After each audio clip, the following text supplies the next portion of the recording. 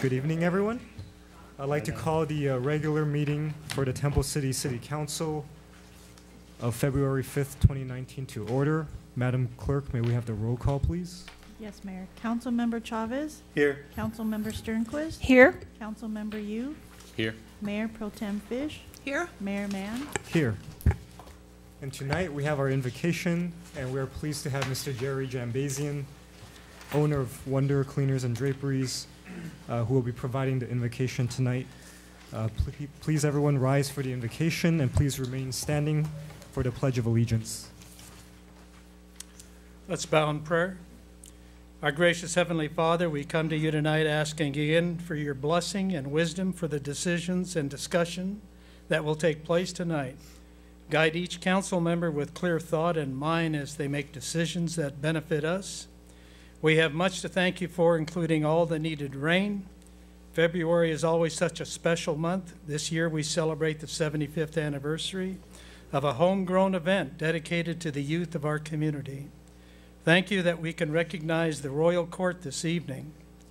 We thank you for the rich culture that our Chinese community brings to us. Today marks the 15 days of Lunar New Year, and we say, Xin Yi Nan Kuai Li. Right. So in closing, Father, we have much to be thankful for, and yet we remember and pray for those that are not as fortunate as us. We ask for your blessing tonight on tonight's meeting. In your name we pray. Amen. Amen. Thank you, Mr. Jambazian. Yes. Tonight we have Boy Scout Troop 174 who will be leading the Pledge of Allegiance. The Scouts presenting the flags are Bill Han, Jean Naono, Aaron Huang, Austin Tuan, Alex Lee, and Nicholas Cobian. Troop 174's next camping trip will be on February 9th at Rainbow Basin by Barstow. It is their first training campouts of the year, and the Scouts will have the opportunity to brush up on their scouting skills, such as first aid, pioneering, fire building, cooking, etc. They will also get the opportunity to witness the geologic wonders of Rainbow Basin. Troop 174 meets every Thursday from 7:30 to 9 at Westminster Presbyterian Church, near the corner of Temple City Boulevard and Live Oak. Boys interested in backpacking and backcountry camping are welcome. Troop 174. Detail, attention. Detail, forward march.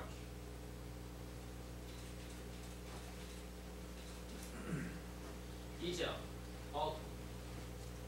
Post.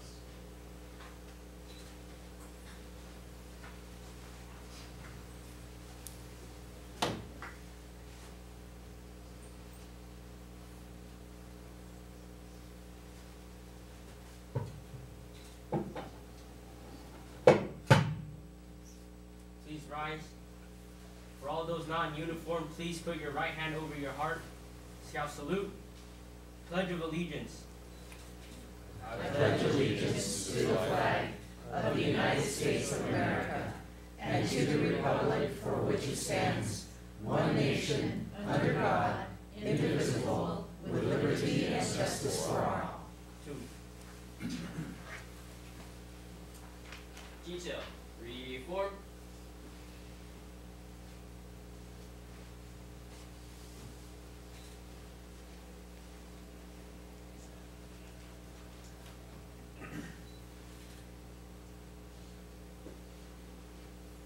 Detail, about face. Detail, forward march.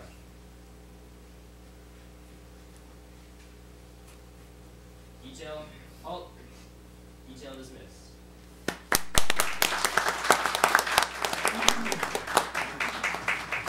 Thank you, Troop 174. Tonight we have a couple of ceremonial matters and presentations. First, we have an adoption of a resolution to confirm the appointment to the Parks and Recreation Commission. And so the City Council is requested to adopt this resolution confirming this appointment.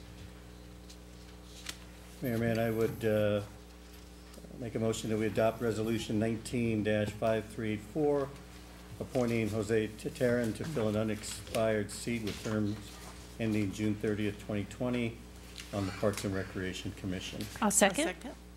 Okay, we have a motion and a second. May we have a roll call, please?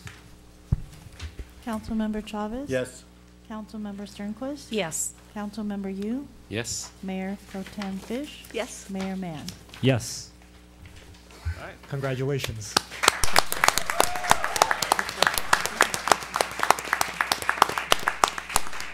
And so at this point, we'll have our Madam City Clerk who will be helping Mr. Jose Terran administer the oath of office. Mr. Terran?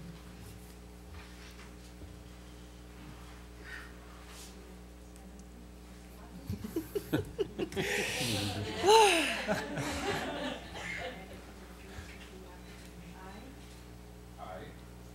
Jose Terran, do solemnly swear that I will support and defend the Constitution of the United States and the Constitution of the State of California against all enemies, foreign and domestic, and that I will bear true faith and allegiance to the Constitution of the United States and the Constitution of the State of California, that I take this obligation freely, without any mental reservation or purpose of evasion, and that I will well and faithful discharge the duties which I am about to enter.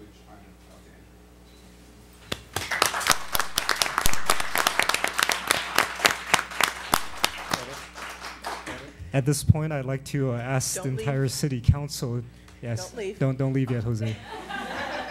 We have a certificate of appointment that we'd like to present to you, and I'm sure Jerry would like to get a photo of us.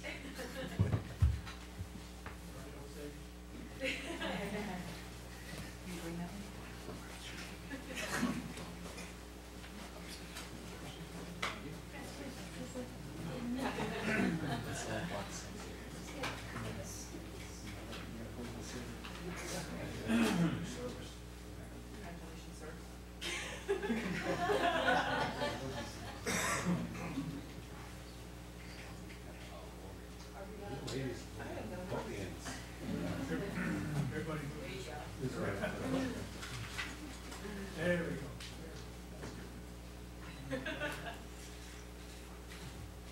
Look happy, Jose. Okay. We got a photo on. Hang on a second.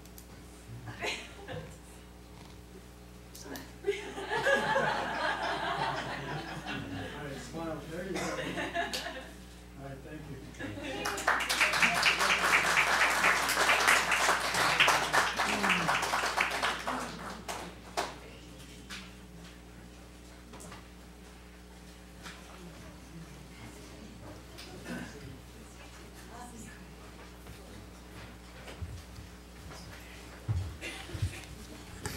All right. And I just want to make one comment. Sure.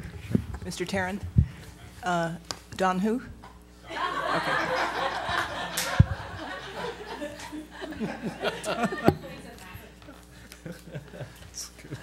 You still know who wears the pants. Okay. All right. Next, we also have another special treat. We have the introduction of the 2019 Camellia Festival Royal Court. And today we will have Miss Jessica Westgate Gould, who is the festival chair for 2019, who will be introducing the Royal Court for us. Thank you so much.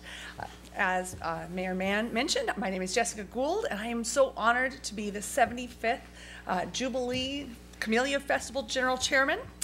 Thank you for inviting us here tonight and for being our official sponsors to the Temple City Camellia Festival. While we have the most amazing committee members that keep the events going and stuff, I want to thank the council and the city for its ongoing support of our really special tradition. I'd also like to start by introducing our banner carriers. So we have Charlotte Zhao, Ryan Meyer, and Evelyn Jiang.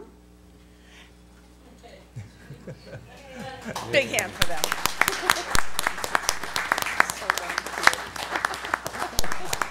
We have one more banner carrier, and he is absent, so Halen Tam is also one of them. And then we have our beautiful princess, Cameron Ng, and the handsome prince, Jacob Evans.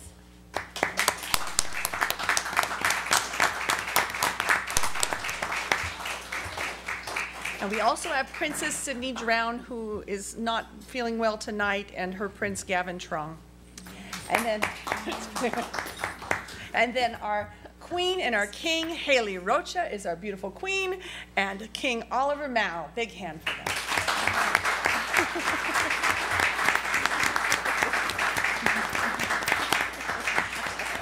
These children were selected from a group of nearly 50 Temple City first graders who took part in our annual day in December.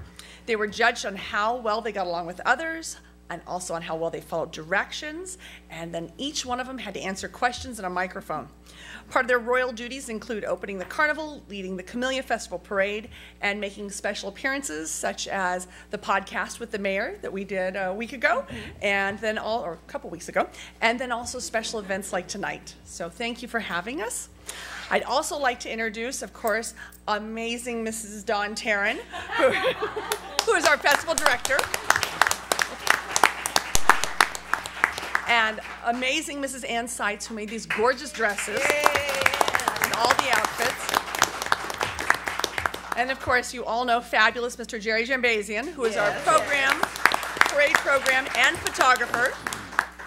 And last but not least, the fabulous Jose Taryn, who is assistant carnival chairman also.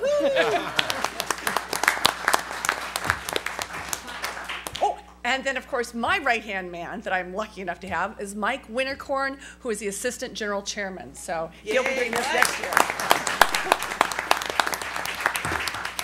And then also I'd like to thank the parents who all get their kids here on these cold nights. And so thank you very much. A big hand for our parents of the children.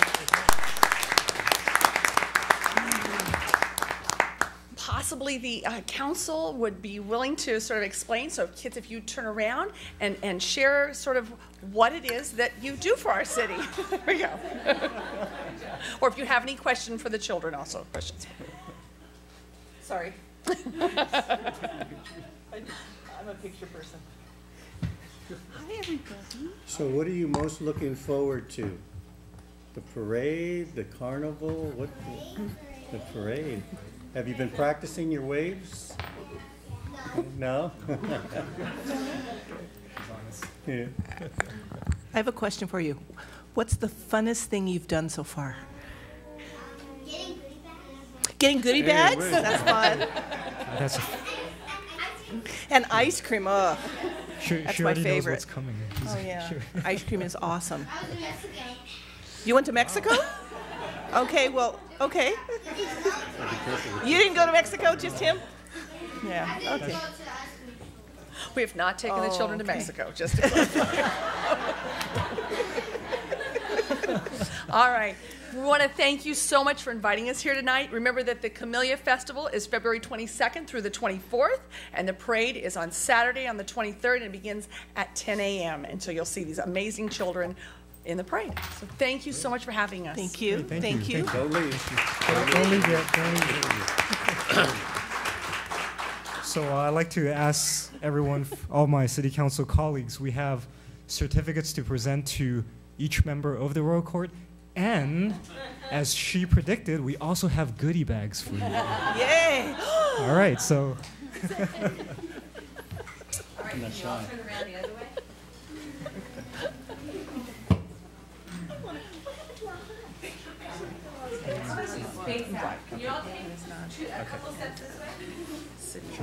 and Sydney. Okay. Well, remind me if they're not here. Okay. Okay. So first one is for Charlotte Zoe. Ryan Meyer. Evelyn Jang. Jacob Evans. Gavin. Okay, and Sydney.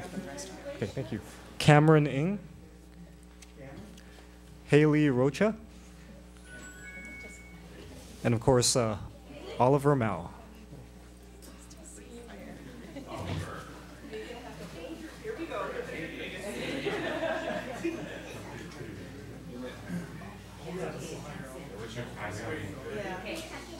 Can you show me?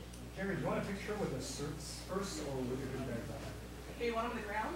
What do you want? Yeah, that might be good. Yeah. Okay, just put Right these in in front of front you. of There you go. Just put them down in front of you. There you go. Turn it And around. then lean down there over the face of you.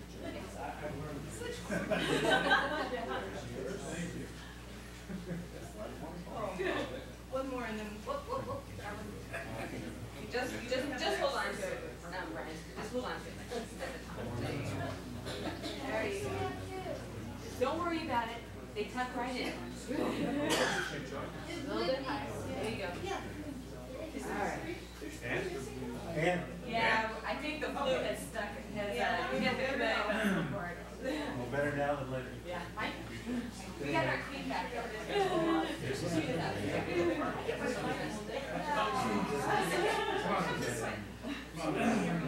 Oh, there we go. We're going to bring us all in here. Cool. I love it. Come on, get in here. All right. All right. Everybody's smiling. Oh, that's good. Oh, I think you're photo bombing. You're getting the Jerry look. Sorry.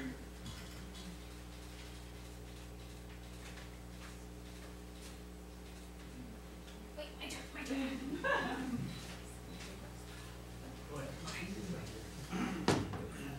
Please, one. Oh, this is really bright. Is it supposed to be that way? No. I'll send her. They'll fix it.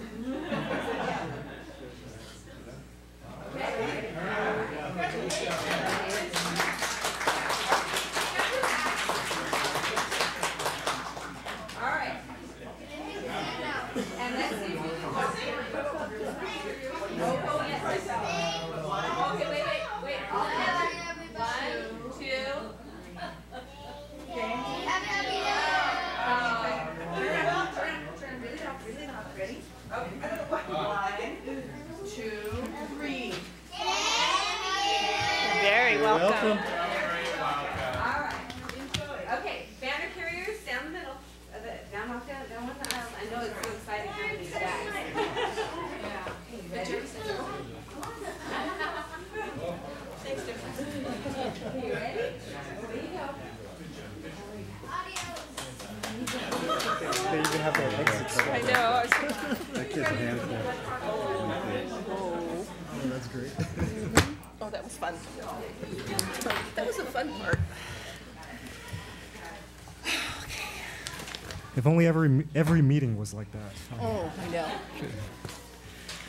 Okay. All right, so now we move on to the fun stuff. Yeah. Where are we? Public comment on items not listed on the agenda. First, I have 2 speaker requests, actually 3 speaker request forms. First, I'd like to call up Miss Sandra Armenta, who is also on the city council for our neighboring city, Rosemead. Welcome. Boy, that's going to be a hard act to follow.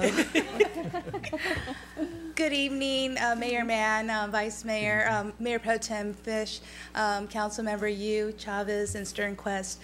It's my honor to present myself to all of you. Actually, in an introduction, I'm also with the Office of Senator Susan Rubio, representing her in District 22, and our goal is to make sure that we're very engaged and visible in the community.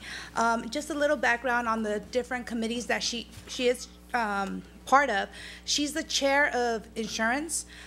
She's a member of the following standing committees. She's in energy, utility, and communications, governmental organizations, health, and transportation.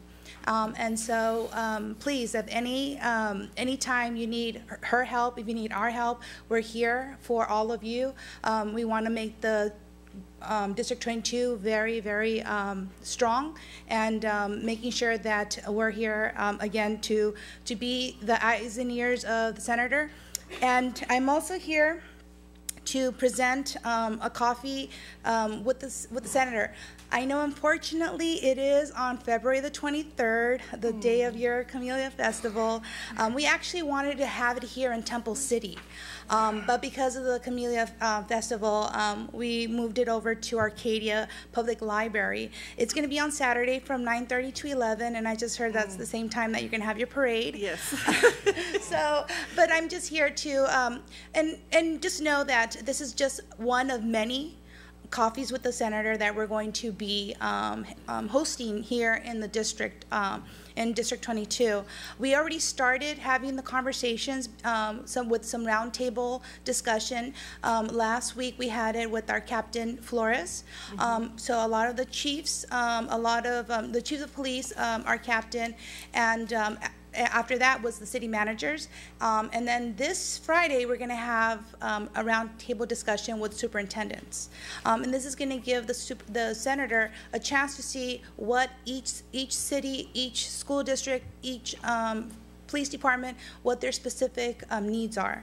And again, you know, it's unfortunate that you're going to be missing out on this. But again, this is just, you know, I just wanted to bring it out and let you know that we're going to continue to be engaged and continue to have these roundtable discussions and continue to have the coffee with the senator. So I do have a flyer, but also I have my business card.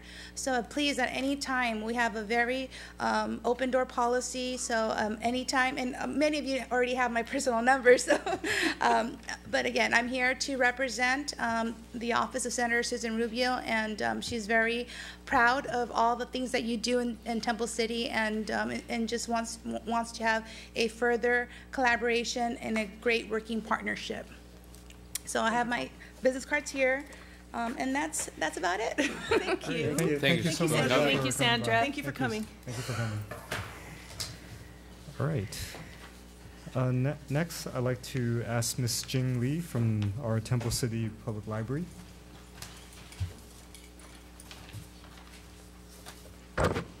Good evening, Mayor and City Council. This is Jing Lee from Temple City Library.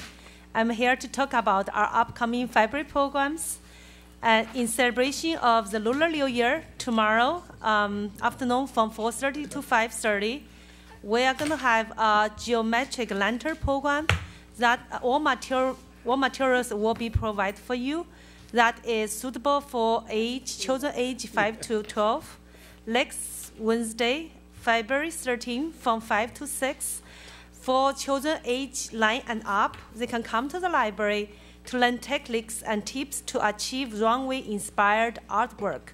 It's like a fashion sketching program. So again, that program we have limited space. So please call the library to register first for that program. And we also have a writing workshop for the children age 8 to 11. That's going to be 3 weeks workshop. So those workshops will be held on Wednesday on February 20th, February 27th, and March 6th from 4 to 5. So the kids will come to the workshop, will offer fun and interactive games that will develop kids' fundamental writing skills. This program also have limited space, so please call the library to register first. And then we didn't forget the adults, since the Valentine's Day is around the corner. So we do have a program for adults. So that's going to be a necklace workshop. It's happened for the city's Lunar New Year celebration, February lines from 2 to 4. So this coming Saturday, so you in the park, you browse all the booths, and then you can come to the library. We have a jewelry expert who will show you how to make a necklace for loved ones or friends. We only have 18 space available. So again, if you want to join the program, please call the library to pre-register first. So we have many more programs to offer. So for more detail, please visit our website, www.lacountylibrary.org, or you can call the library at 626-285-2136. Thank you. Thank you. Thank you, Jing. Thank you. Next, I'd like to call Mr. Steve Stafford.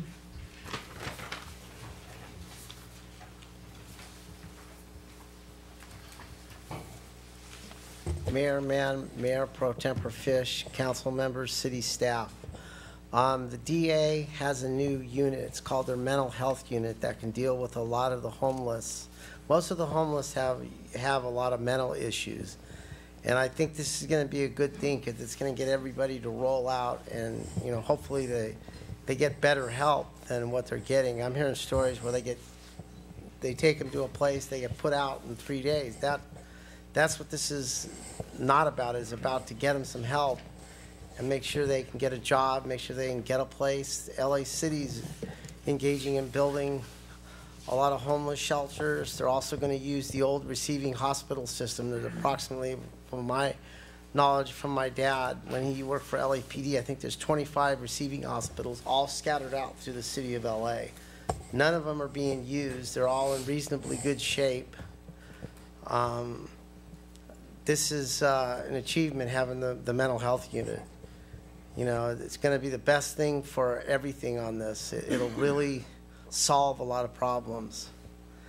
And I think it can prevent some officer-involved shootings. It's just going to take making social services aware that they got to do their job. Because they had problems in the past and they have problems now. Good example is the two kids that died needlessly because social services didn't do their job. And Jackie Lacey went after them for allowing those kids to die. And she got convictions, and I'll tell you what, you know, social services has always been plagued with problems, and they don't seem to get the right guy to lead it. And that's been a problem for 20 or 30 years. I'm hopeful this will help the deputies deal with the homeless. I hope it prevents a lot of the needless officer-involved shootings, and I hope that this outreach goes to other counties like it started here, and I'd like to see it spread. Thank you very much. Thank you. Is there anyone else who would like to address the City Council at this time? All right, seeing none, I will close the public comment period. Next, we have our consent calendar. Are there any comments or a motion for the consent calendar? Motion to approve. Second. Okay, we have a motion and a second. Can we get a roll call, please? Councilmember Chavez? Yes. Councilmember Sternquist? Yes. Councilmember Yu? Yes. Mayor Pro Tem Fish? Yes. Mayor Mann? Yes. So the consent calendar has been approved. Next, public hearing, we have none. And here I'd like to take the agenda slightly out of order. I'd like to bring new business items A and B in front of unfinished business 9A. So, Mr. Cook, would it be possible, Mr. Mayor, to move unfinished business after the successor agency? Oh, after the okay. Would that be okay? Yes, that might help. absolutely. Thank you very much, sir. All right, so we'll do 10A first. Thank you. Mr. Cook. Alrighty. Mayor Mann, members of the council, before you to give a presentation to you tonight is the team from Harrison Associates. If you remember during the budget discussion for fiscal year 18-19, we had a very in-depth discussion about the issues that we have with our assessment district. The team from Harrison Associates will go over that, but in a nutshell, there's two components to the funding of our assessment districts that take care of our lighting system and our landscape medians and everything else. An ad valorem, which is part of the 1% property tax that you already pay, and then the assessment district. The ad valorem is in good, healthy shape, and we have an option for you to consider tonight that the city of La Puente went through about a year ago to use those funds as the team from Harrison Associates will describe. The other one is actually to look, as you directed us to do, and you directed us to ask Harrison Associates to do, was to look at the assessment district and see how we can make it whole. I say that with a couple things that are still in the background in terms of what you may be considering over the next couple months. One, we will be coming back very soon with our pavement management study, which will discuss funding mechanisms in order to get through that. We actually just got the report yesterday afternoon, and it's something that you need to consider. The other one is there are other revenue enhancement measures that the council could take at a later date, but we'll have to make some decisions in the next few months. So we're not really expecting you to say, okay, we're ready to go with a assessment increase right now, but it needs to probably be considered in the context of a potential issue dealing with the roads and a potential issue maybe dealing with some general taxation issues later on down the line. We think option one seems relatively straightforward to pursue because it doesn't increase taxes, it doesn't change the tax structure at all. But I'll let the team from Harrison Associates begin that presentation. Kind of update you again as a reminder, because this does get kind of confusing at times, that we have two funding sources that pay for what seem to be some similar type things, but how we move forward with that. So I'll let the team from Harrison Associates introduce themselves. Good evening, Mayor and members of council. I'm Dennis Klingelhofer with Harrison Associates, Vice President, and lead our public finance group, and I have Carol Hill with me here this evening as well. As Brian said, your city manager, that the current assessment district has a history in terms of how it was established and where funds came from to pay for costs related to street lighting, maintenance of landscaping within the public right-of-way, and parks. So the ad valorem assessment was in place prior to the passage of Prop 13. And following the passage of Prop 13, that became part of the 1% of property tax on parcels within the city. The city's street lighting district, which is different, was established in 1979 under the 1972 Lighting and Landscape Act, which is part of the Streets and Highways Code. And that act allows agencies to levy assessments to pay for street lighting, landscape maintenance, and park maintenance. The street lighting district, the services that were allowed were expanded in 1991 to include landscaping and parks. But with the passage of Prop 218 in 1996,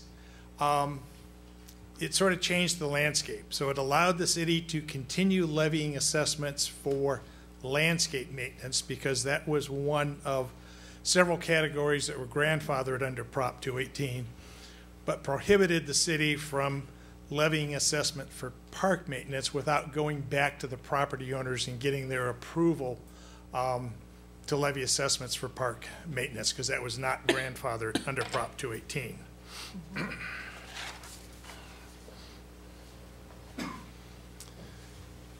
So as your city manager said today, there are really two buckets of money, if you will, that go into the city's street lighting and landscape maintenance district. You're getting the ad valorem tax revenues that are a carryover from the old street lighting district.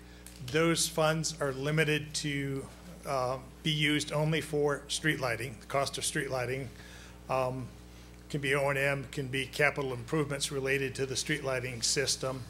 And the second source of revenue comes from assessments that are levied on parcels under the 1972 Act that can pay for the maintenance and servicing of landscaping within the public right-of-way.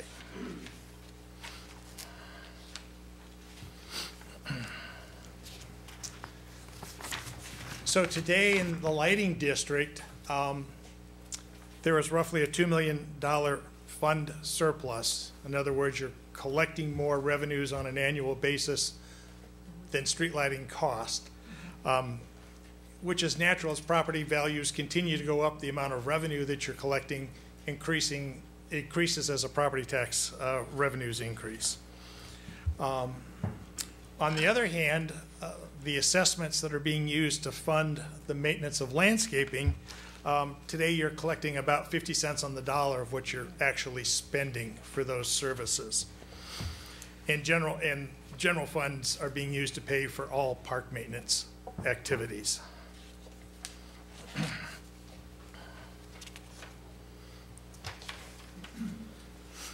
If we could maybe just skip the next two slides, and we can answer questions.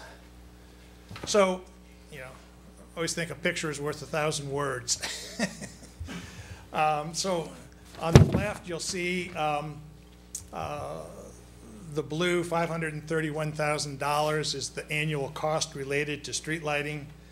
You're collecting or bringing in almost a little over $1.1 million. So revenues are almost double what the annual expenditures are. And you'll see on the landscaping side, the reverse is true. You're spending $709,000 a year, but only collecting about half that in assessment revenues, with the balance coming from the city's general fund to make up that shortfall.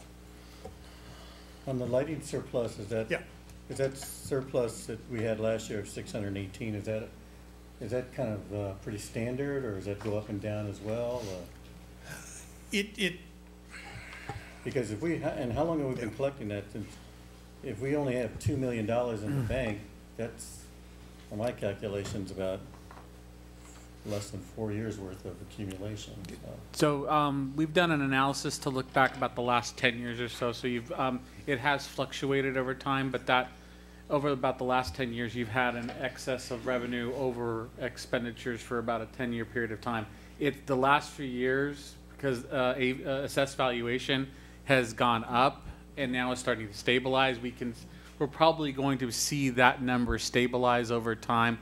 But it's the ramp up has really been in the last few years because AV assessed valuation across the board within the city has gone up dramatically, and that's the corresponding valuation that dictates how much revenue you're bringing in. Okay, so right now I think you said we have around $2 million surplus total on that side of the ledger. Yeah, is that correct? Yeah, approximately. That will continue rising every year, approximately $500,000 to $600,000. About $500,000. Okay. Yes. Yeah. It's a good problem to have. Yeah, that's what I say. Got to figure out a way to use that money. Yeah.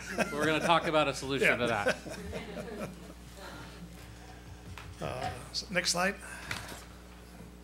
So, because of Prop 218 in 1996, that froze the assessment rates. So, you know, $1 of assessment revenues would buy $1 of services in 1996. Today, that same $1 of assessment revenues, because of inflation, the increasing cost of doing business, buys about 37 cents worth of services. So one of the things that the city has done since 1996, as revenues continue to fall behind the cost of providing services, is over time the city has reduced services. They've reduced the frequency of landscape maintenance, tree trimming services, other maintenance activities, to minimize the impact or contributions that would be required from the general fund. But even if you maintain the service levels as they are today, costs are going to continue to increase, and the amount of general fund contributions will increase. So, you know, roughly over the next 10 years, the general fund contribution required just to maintain existing services will approximately double.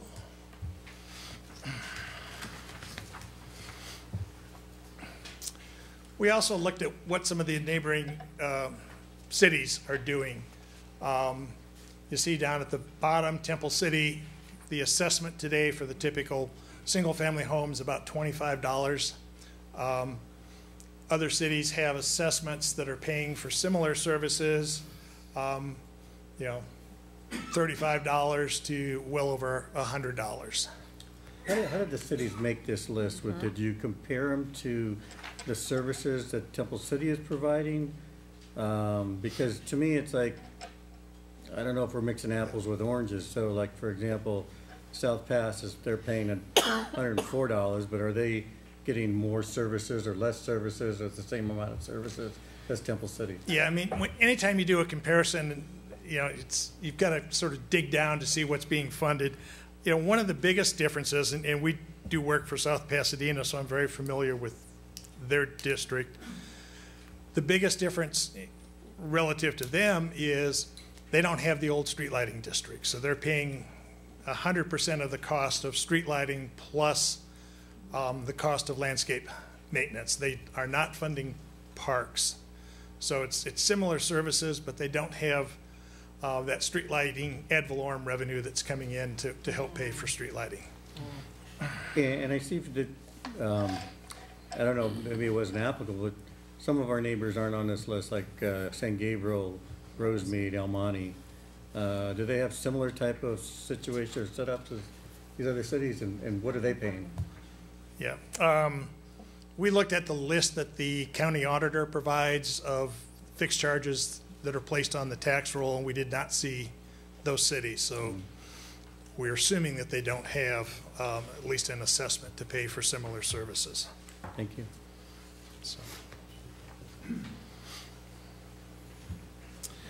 So one of the things that you asked us to do is to look at options that might be available to the city of how you, are able to use the excess revenues that you're collecting under the old ad valorem assessment for street lighting, and then secondly, how to close that gap between assessment revenues that you collect and the cost of providing landscape and lighting or landscape maintenance services. As your city manager indicated, City of La Puente had somewhat of a similar situation. They were collecting ad valorem revenues related to street lighting. Again, like yours, that revenue was limited to only be used for street lighting services. They were able to get a amendment to state code passed that is specific to the City of La Puente that allowed them to use that excess revenue for any services that were authorized under the 1972 Streetlight and Landscaping Act. So Act. that Senate Bill 361 is specific only to the City of La Puente? How can that happen?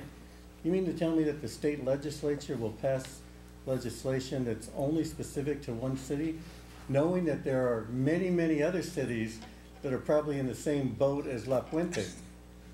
You wouldn't think that maybe we should look at the bigger picture here.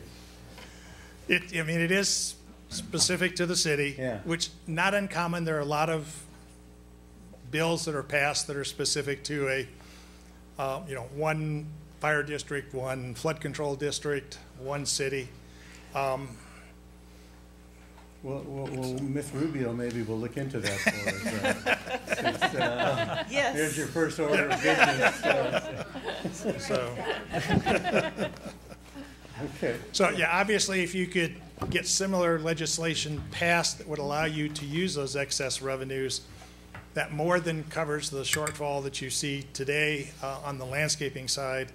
It would keep you whole, actually provide some additional funds to increase services or funds that could be used for park maintenance or capital projects. Are you aware of any other cities that have tried to do this since or before and maybe were turned down? I'm trying to figure out what would be the basis for such legislation.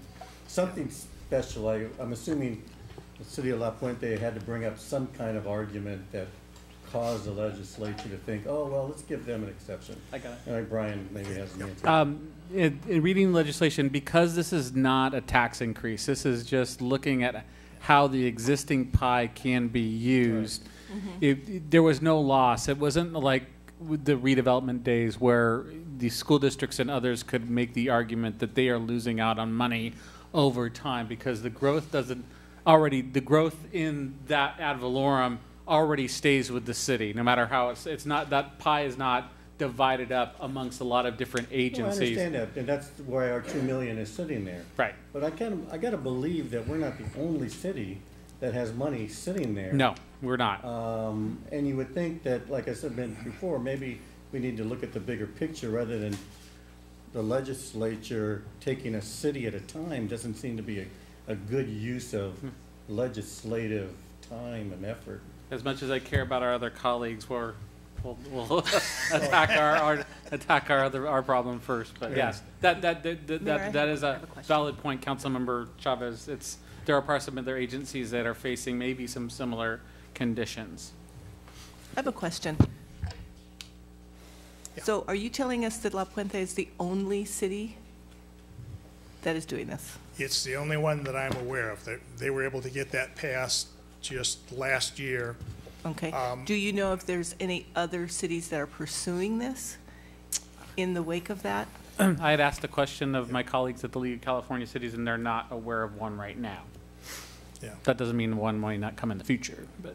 Yeah, I know there are several other cities that have a similar situation as you have, where they are collecting more in ad valorem revenues than the cost of street lighting, and we've talked with them over the last several years, just as we're talking with you, of how can those funds be freed up. But It would just seem that, in my experience in politics, that sometimes those arguments go longer when there are more voices heard together than one city saying, hey, can we use this money? If there were 100 cities saying it, it'd get somebody's attention. So, I don't know, that's just my opinion. yeah, but I think, as your city manager said, I think that certainly one of the key issues is it's, you know, in the general sense, it's revenue neutral. It's revenue that's coming to the city. If you could get legislation passed, it expands how those funds can be used, but does not have any impact on other jurisdictions in terms of. Right, we're not taking money from taking them or money anything away like or that. from them. Yeah. Okay. So the other option that we looked at, and I think under either option, we would certainly recommend that you explore getting special legislation approved that allows you to use those excess funds for the benefit of the citizens of City of Temple City. But then, in addition to that, you could amend your existing 1972 Act district to increase the level of assessments that you're collecting that would fully fund street maintenance activities, allow you to begin a structured tree replacement program, landscape upgrades within city medians along city streets, and could include park maintenance or capital improvements for parks as part of the assessment, rather than relying on general fund dollars for those services. Is that a 2/3 vote? So the requirement for the adoption of an assessment, it is a special benefit. So it is a vote by property owners rather than registered voters, and requires majority approval, 50% approval of those property owners that return their mailed ballot. So just a simple majority of those who return them? Yes. Not the amount that's sent out? Those that return ballots. And, you know, again, we're talking primarily, you know, single-family homes, but those ballots are weighted by the amount of the assessment. So a parcel that has a higher assessment, their ballot is weighted so that has a greater weight in the tabulation. So if my ballot's $2, your ballot's $1, my vote. You have two votes, like? Exactly. Oh, really? That's interesting. But the assessment is not tied to the valuation of the No, property. it's not based on ad valorem. It's based on the benefit that the parcel receives from the services being funded. So they will all be generally the same? Yeah. Okay. Yeah, so just in your existing assessment district, essentially every single-family home in the city pays the same rate. And that would be the $25? On average. Yeah, what it is today, correct. Yeah. Have we looked at the numbers? I know it may be premature, but it looks to me by the calculations that we're basically today, in today's market, subsidizing this maintenance district by about $400,000, correct? Yes. Correct. All right, and so how much of an increase would be required to meet that goal? Has anybody looked at those numbers? He's gonna get to that shortly. Oh, okay, sorry, I don't mean That's okay. jump the gun there. But. So to answer your question, if you wanted to eliminate the general fund contribution for landscape maintenance, that $25 assessment for a typical single-family home would go to just over $53. Okay, so about a double. Okay. And isn't it true that, I remember reading somewhere that, or some cities, or at least some cities do still have CPI built into those Yeah, so things? So would that also be a recommendation that if we do go that route, that would also be part of that to have built in that CPI increase so that we don't have to keep coming back? exactly. So with the passage of Prop 218, it does allow you in new assessment districts to include CPI adjustment, a flat percentage increase on an annual basis at the discretion of the city council, the elected officials, so that, yeah, you don't have to go back after a number of years when you find yourself not collecting sufficient revenues.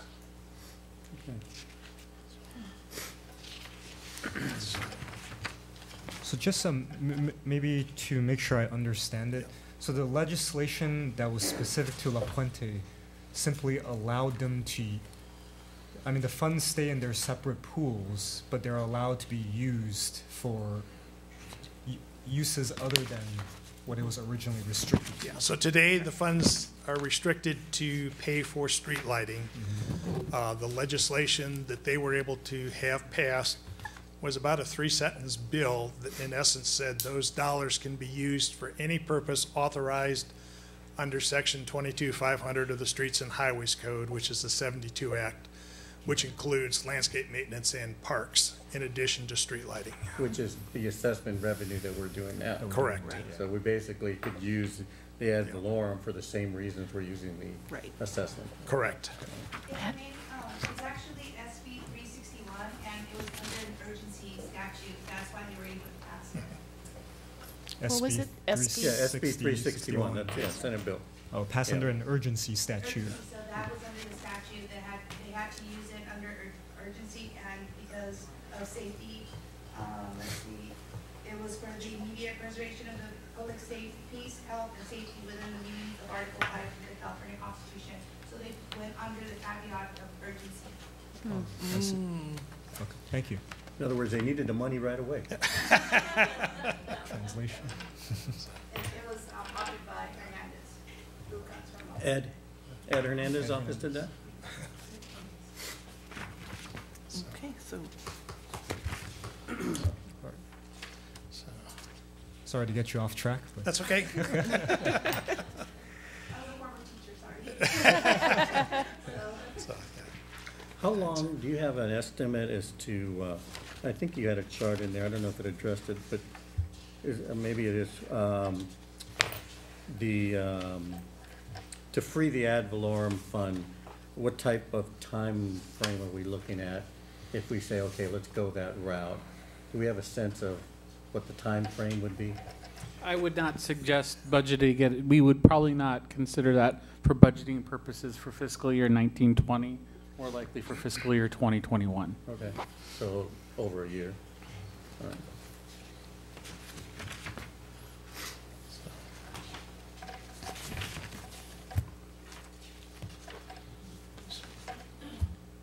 So I guess the only other comment I would have is if at some point in time you were to elect to look at seeking an increase in your current assessments, the existing district would have to be brought into compliance with Prop 218, which has a couple of issues. Probably the most important one is that under the old assessment district, publicly owned parcels were categorically exempt from the assessment.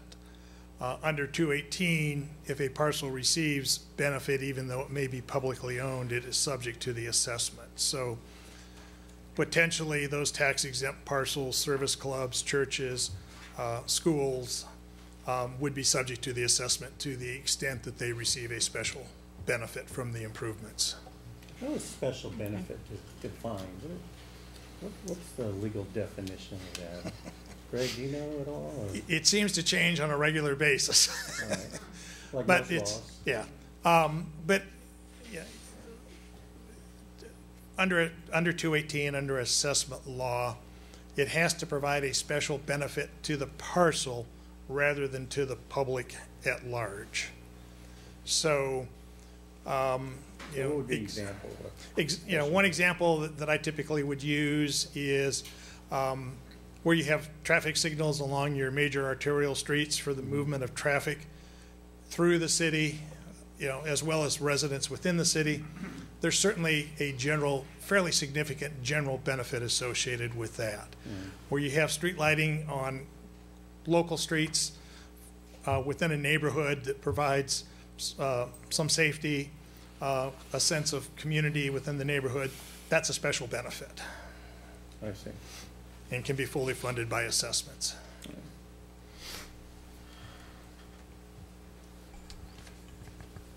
So with that, I think that's the major things we wanted to bring forward to you this evening. If we were to go back to the previous slide, option 2, what you're really suggesting is that there are 2 options here. It's not one, it's 2 options within one option. Right. Either pursue legislation or in addition, seek to form a new district and then go before the voters. Yeah, we would certainly recommend in both cases that you try and get legislation similar to what the city of La Puente did. Yeah. I mean, that's the only way you're going to be able to use those excess funds that are being generated. Right. And then it becomes, the second question is, do you want to stop using general fund dollars to subsidize or if you want to do something more than just maintain current service levels, you want to enhance or start including some capital projects, you would have to look at increasing the assessment to do because that. the legislation only helps you at one time. Yeah. Right, and then eventually you still have to subsidize it with general funds. So it's actually really more like option 2 and 3. Yeah. I mean, whether one to pursue 2A. 2A. Yeah, that's right. 2A, 2B.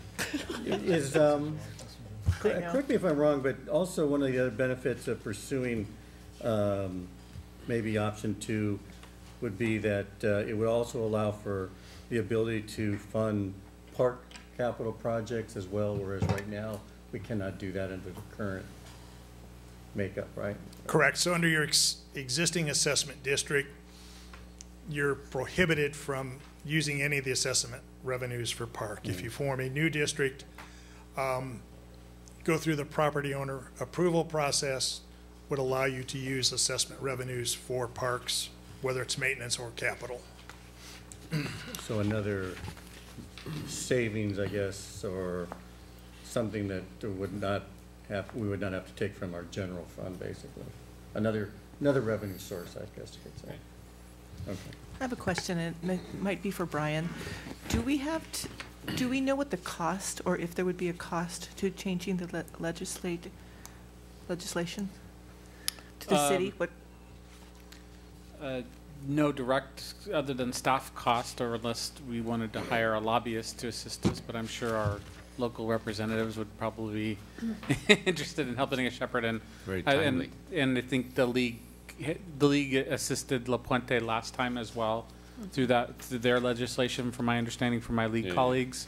So there's no unlike with if you were to do a new district, there would be the cost of no difference than when our city clerk administers election. There's election costs with that. So in comparison, there's cost of running the election, but getting legislation changed, just more internal staff time and the assistance of our colleagues. And would we want to also maybe, prior to, let's say, going out to the residents or those who we need to address, get maybe, because in the past, whenever we've had, and these of course have been with elections, is maybe a consultant to get the pulse of the city, or is this something that is doable or not doable? Right, and that's why I began my presentation with talking about this in the context of some other issues that that'll be in front of the council in the next couple of months, including related to pavement and our roads, and if there is some inclination of another type of general tax type of measure that could come forward. But so I don't want you to think about that component of it in isolation of others, but this was part of the task that Harrison Associates was asked to do. So I just want to put that out there.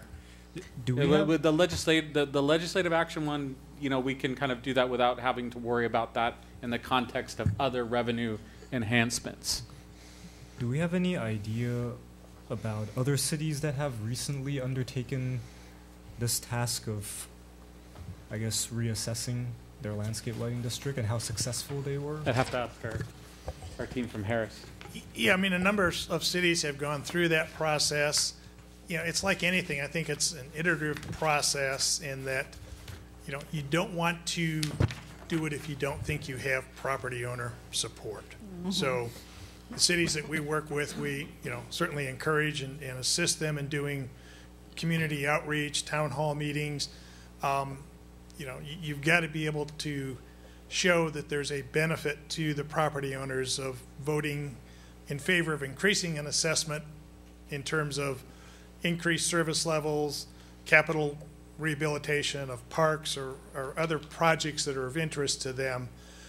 Certainly in my experience, if you go through the process, you're not successful, it's twice as hard to go back a year or 2 years later and try and be successful. So I've certainly worked with cities where, you know, we've done the analysis, presented recommendations if you want to increase assessments, and then we go out and do some community outreach polling, and it doesn't look like we're going to be successful. I will tell them now's not the time to move forward.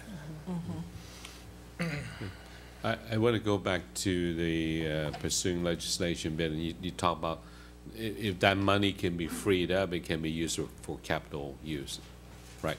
I.e., I mean, we skip over item 9, which is talking about potentially establishing a new park.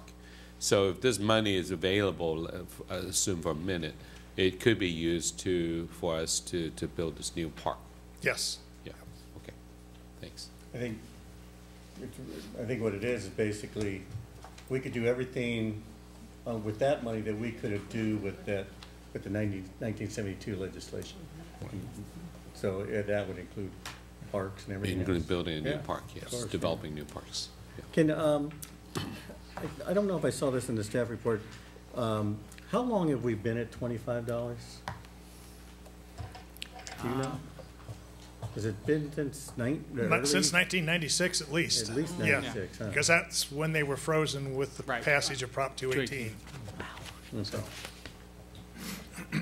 So essentially, at least any cities that attempt to do a reassessment would typically try to put a CPI type of, okay, yes. So that it changes on an annual basis. Yeah. All right. Okay. Are there any further council questions at this time? No? Okay. Then I'd like to open up the public comment at this point. Is there anyone from the public who would like to comment on this matter? Okay. Seeing none, I will close public comment. Council discussion. Councilmember Chavez, would you like to start? Well, I think by some of my questions, I've kind of indicated, I think, how maybe we should go and in what direction we should go. I think we need to do something. I mean, at some point, we cannot just keep subsidizing this maintenance district. As we can see from the chart, it's going to keep rising, and you know, in 10 years, it's almost going to double. With no other source of income or any source to pay for those things, it's really a downward slope. And so, I'm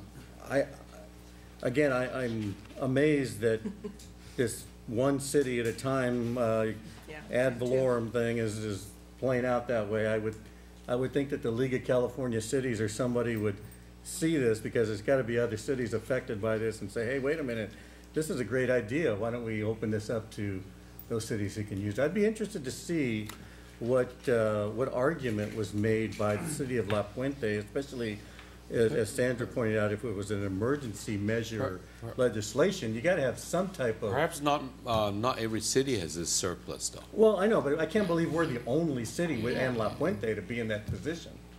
I mean, maybe we are, but if we are, then obviously even more reason to apply for it. Oh, absolutely.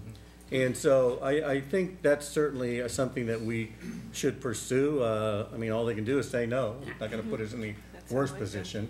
On the other hand, you know, the changes, of course, to the reassessment or to the assessment district, you know, that of course, you know, call it what you may. It's most people are going to look at that obviously as a tax increase. I hate to say it, but that's really what it's going to be, because it's going to be on your tax bill. And you know, we know how people feel about that. Although this city has in the past passed legislation or passed bonds and things that where they saw the need for improvement or a benefit. And I think that would be our job, is to, of course, whenever you want people to pay more money for things, they're going to be able to at least justify it and agree with it if they know they're getting something for it. And I think we can show that certainly in the things that we can use the money and how we can use it and where we will use it wisely, not only in the maintenance of our streets and lighting, but also, as we know, we recently passed our parks master plan, and there are a lot of things out there that will be useful to the public, and I think for the most part the public wants to see. And if we can tie that into this thing, and of course it's going to be for the benefit of those who in the city who will be using it, it's something that might get their interest. So for my benefit, I would say that I would like to see us look at option 2, maybe delve into it a little deeper, get some numbers. You know, we're at $25 right now.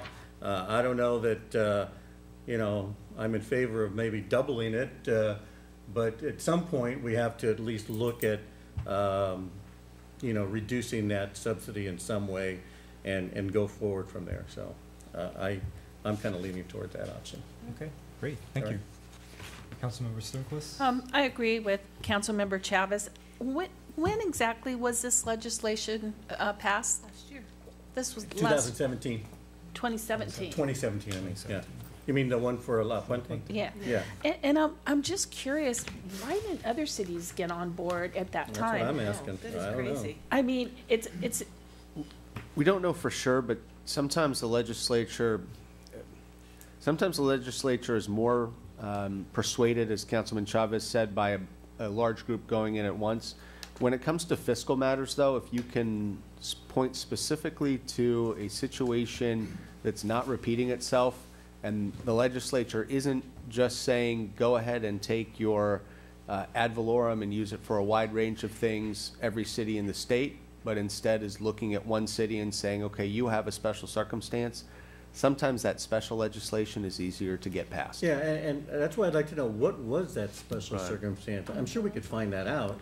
We can certainly research, yes. You know, and see what, got to be a reason for it. In much the same way, to use an analogy, the state's not going to give every stadium or arena a pass on CEQA, but as they come up one by one, you start to see stadiums get exempted from CEQA. So. And Senator Hernandez moved this, helped move Correct. this. And I believe his daughter was mayor of La Puente, so that might have. What are you saying? I'm just saying it doesn't hurt to have friends in higher office. Oh, never does. Or relatives. We have friends right here. Yeah. Say that again? They also had $7 million. They had $7 million. Yeah. $7 million. And what surprises me too is the league usually doesn't take on a role that affects an individual city. They're usually, when you go to them and you start talking to them about taking on even some of the regional issues with COG, they're like, oh, we're not going to touch that because that only affects 3 cities. So it's interesting that this transpired, but again, it's all about who you know and timing. So yeah, I definitely think we need to stop taking money from the general fund to do this and take a look at it closely. Thank you so much for the work. I have to say, it's the first time that I've really understood it as well as I do now. So, and I would agree thank too. you. I read this a couple of Yes. times because I first read, I thought, I don't really know what this is. It's like a foreign language almost. Yes. Then you read it a couple times great and it starts job. making more sense, and your presentation certainly brought more light to it, so I think we got a good grasp of it. Yeah, now. so I really appreciate it, and it's just easy enough for me to comprehend after reading it 4 times. So thank you very much. So if, I guess you're Yeah, in favor I do. of pursuing both? Yes. Okay. Both of them. Thank you. Councilmember Yu? Yeah, thank you, Mr. Mayor. I too in favor of pursuing both. I think it's pretty easy to see we have money sitting in an account that we can never get to, and it is good for nobody. It's taxpayer money. It should go back to the benefit of the taxpayer. And maybe it's unique to La Puente, and maybe it's a few cities. And I tend to agree with our city attorney. I think the unique situation sometimes might be a little easier when it comes to state legislature, because it's not impacting other people. Its benefit definitely will go back to our residents. So I definitely would support 2A. Did you bring up that issue? My concern too is at some point, and the state is known for this, when they see money's just sitting there, yeah, they will take them. Yes, They've absolutely. done it in So the we past. better spend it now. Yes, they have. And how long is it going to be before they start seeing these millions of dollars sitting in these ad valorem funds and saying, "Hey, wait a minute, we could use that money." The one difference with this is that under Proposition 1A, those property taxes are actually protected.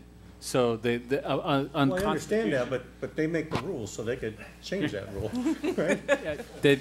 But at least these are constitutionally protected for now. Well, for now, yeah. Yeah.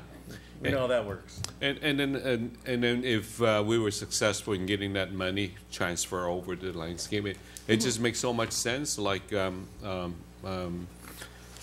Councilmember Chavez already mentioned, we have these master plan, and we skip over. We'll come back to the Primrose property, and we've been for long years been talking about developing new parks for the city, because we're very under park. Yes. City, and so many people from outside the city come to use our parks, and it's not just benefiting our own residents. It just makes sense to tap into this revenue source, because it's just sitting there doing nobody any good. Even the interest we collect on it, we couldn't touch it. So never use it. Never use it. So it should. So definitely, I would support the asking for the legislation. And as far as going back to the voters, going back to the property owners to increase the assessment, I think we should take a more comprehensive look at this, especially if the council is also considering other needs in the future, such as the paper management plan. We might want to take a more comprehensive look. But so that I'm in agreement with studying it and probably pursuing it. I do agree. In concept, that makes sense for general funds to be subsidizing landscape district, because that means that that money cannot be used for other benefit, which of general use. So. Great, Yes. thank you. Thank you. Mayor Pro Tem Fish? Well, it's always hard being last. I have to agree with my colleagues. First of all, I think as far as changing the legislation, we have nothing to lose. We might as well try to do this. I would definitely want to get more information about La Puente and see exactly how they did it, and especially the emergency, what that entails, because maybe we can do the same thing. So that's a definite. As far as the assessment, I think that I do want to get more information. And if we do decide to do it, it's going to be our job to explain to the residents why we're doing it and where that extra money is going to go. It looks like it's really only going to be about $25 more, which is really not a lot of money if you start explaining to the residents the benefits, especially with our parks. One of the items we have on our agenda tonight is looking at possibly building 2 new parks. So we need the money, and parks are very expensive. The upkeep, it goes into the millions of dollars. So I don't see why we would not pursue that. Again, I would like to see more information, though, and really kind of educate our residents and let them know what's going on. I've heard many, many residents say, why don't we have more parks? And it's usually, the answer is usually because we don't have the land or we don't have the money. Well, now we have the land, so let's look for the money. Yeah. Right, and why not? I mean, it's there. So I would have to support option 2. Thank you. And option 1 as well, or? Well, option 2 includes option 1. Okay. 2A, 2A, Right. 2B, that's right. Okay, all right. Thank you. Nice thing about going last is I don't have to say much. Yeah, I know, it's just the same thing. So I agree with most of, well, I should say almost all that has been said. I do want to add that considering, especially both Councilmember Chavez and Councilmember Yu have brought up the potential of adding parks to the Primrose site, and we've already kind of talked about the Chamber of Commerce site as well. The master plan, I do want to mention that perhaps we should also look at this through the lens of what we may be doing with Las Tunas. I don't know if there's a tie into it. I mean, in the discussion that we had recently, we talked about increased pots and planters, things related to landscaping. I don't know if that falls under that same category when Mayor Pro Tem mentioned we need to prove to our residents what are you actually going to get from this. I think that's a great opportunity to see if there's a nexus between that, because I think the Las Tunas one is larger in scale, and I think everyone who's lived here long enough and paid enough attention sees that as something that's big on their radar as well. And also we do have a 5 years capital improvement program that was developed as part of our last adopted budget. So there is a lot of projects on there that could possibly also fall into that category. So we mentioned that this can be potentially used for funding park capital projects. So we have a lot of things on our so-called wish list, but as Mayor Pro Tem alluded to, finding the money for it has always been a challenge. So I am in favor of us taking a more comprehensive look, and like Mr. Cook mentioned, not really look at this in a vacuum, in isolation, but considering, our city has a lot of different challenges that we'll have to tackle soon if we wanted to be fiscally responsible. So I want to thank Dennis and Carol for being here tonight. And it was very educational. The report was well done. And you made a very complicated matter much simpler to understand. Yes. So thank you very much. Thank you. So is the direction clear? The direction's clear. So immediately what we're going to do is start working with our legislators and see what kind of urgency legislation we may be able to get. We'll report back to the council, and we have direction to come back with more information related to the assessment in the context of some other things that the council may be considering. In fact, the pavement management study will probably come to you the first meeting in March, so you'll be able to see some of those numbers and what nut there is to crack on that with that issue, and other things too. So that's pretty clear. Thank you. Okay. All right. Thank you to Harrison Associates too. I appreciate your help. Thank you. No, I think we should also thank Councilmember Manta for being here. I think Yes, she's a godsend to us, especially to hear this the program tonight. So thank you. Also, let's not forget if the senator is on the Energy, Utilities, and Communications Standing Committee too. Mention us to her, please. It's fortuitous timing to have you with us tonight. Yes, it is. Yes. That's why she's a godsend. Yes. Yeah. Okay, great. So we're done with item 10A, and we're moving on to item Where are we going? 10B, which is the discussion on the flag lots. Oh, okay. Peggy. Could you? Thanks. Isn't this No. I'm it tonight, sir. Day off, everybody, or something? I give everybody the day off. Okay. All righty. Mayor and Council, before tonight is a discussion as you know, we're going through the draft zoning ordinance right now. And one of the issues that was asked, one issue that was asked to be brought up was about flag lots. As you know, some areas of the city do have deep but not wide lots. Flag lots are really a practice to allow for the subdivision of a parcel where you would usually prefer the subdivision to be side by side and the interface with the street to be more neighborhood friendly, and in the sense of looking and understanding and not looking deep down a corridor to see where another property is. So in general practice, flag lots are not maybe the most desirable way in which to subdivide parcels, but it is one of the realities that we have, not just our city, but many cities. And as I noted in the staff report, there are some cities that do prohibit flag lots, but the risk you run in our situation, especially with single stories, for larger homes to be built.